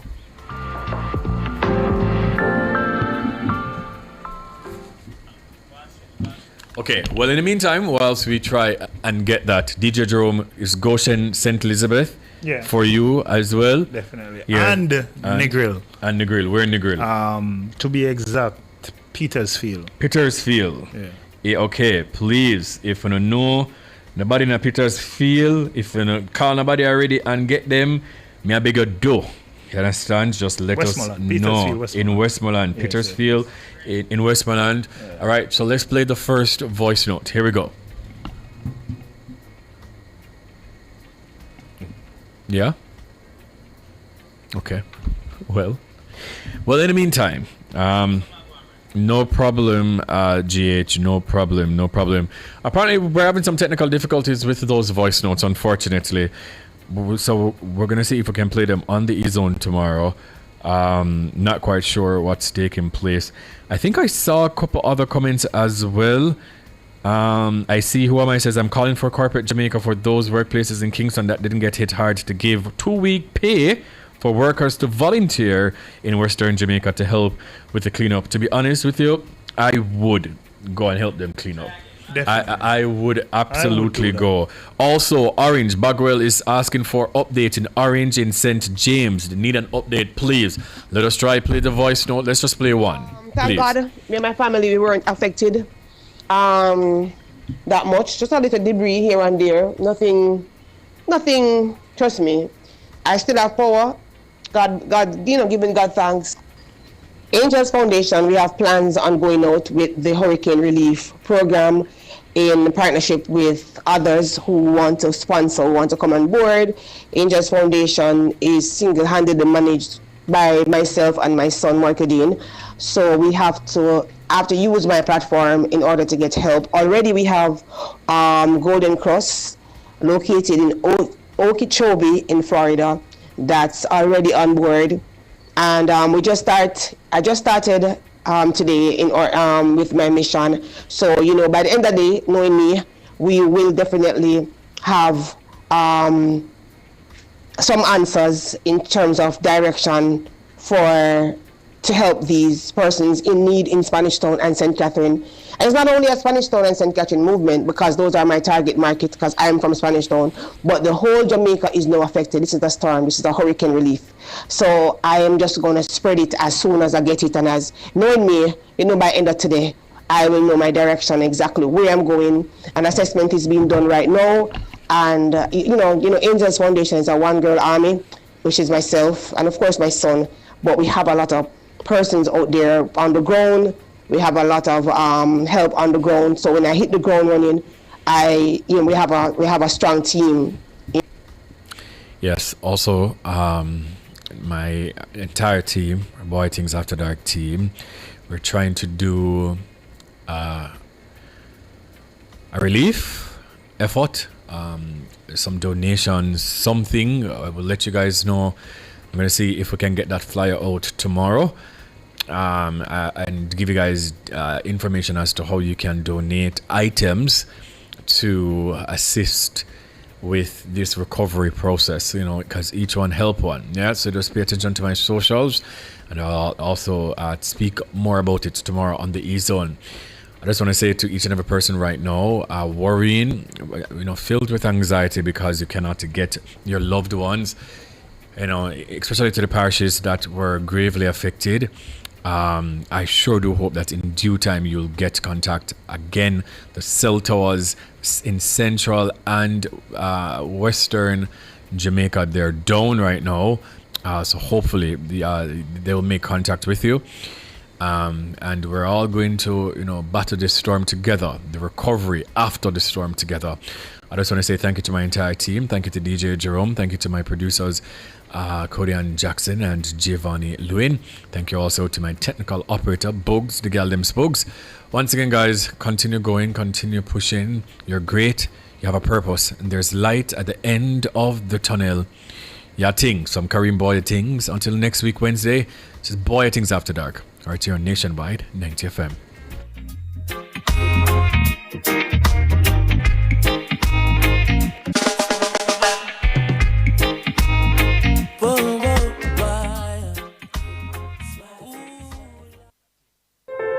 As we grow older, there are many challenges that we have to confront, but these years can represent the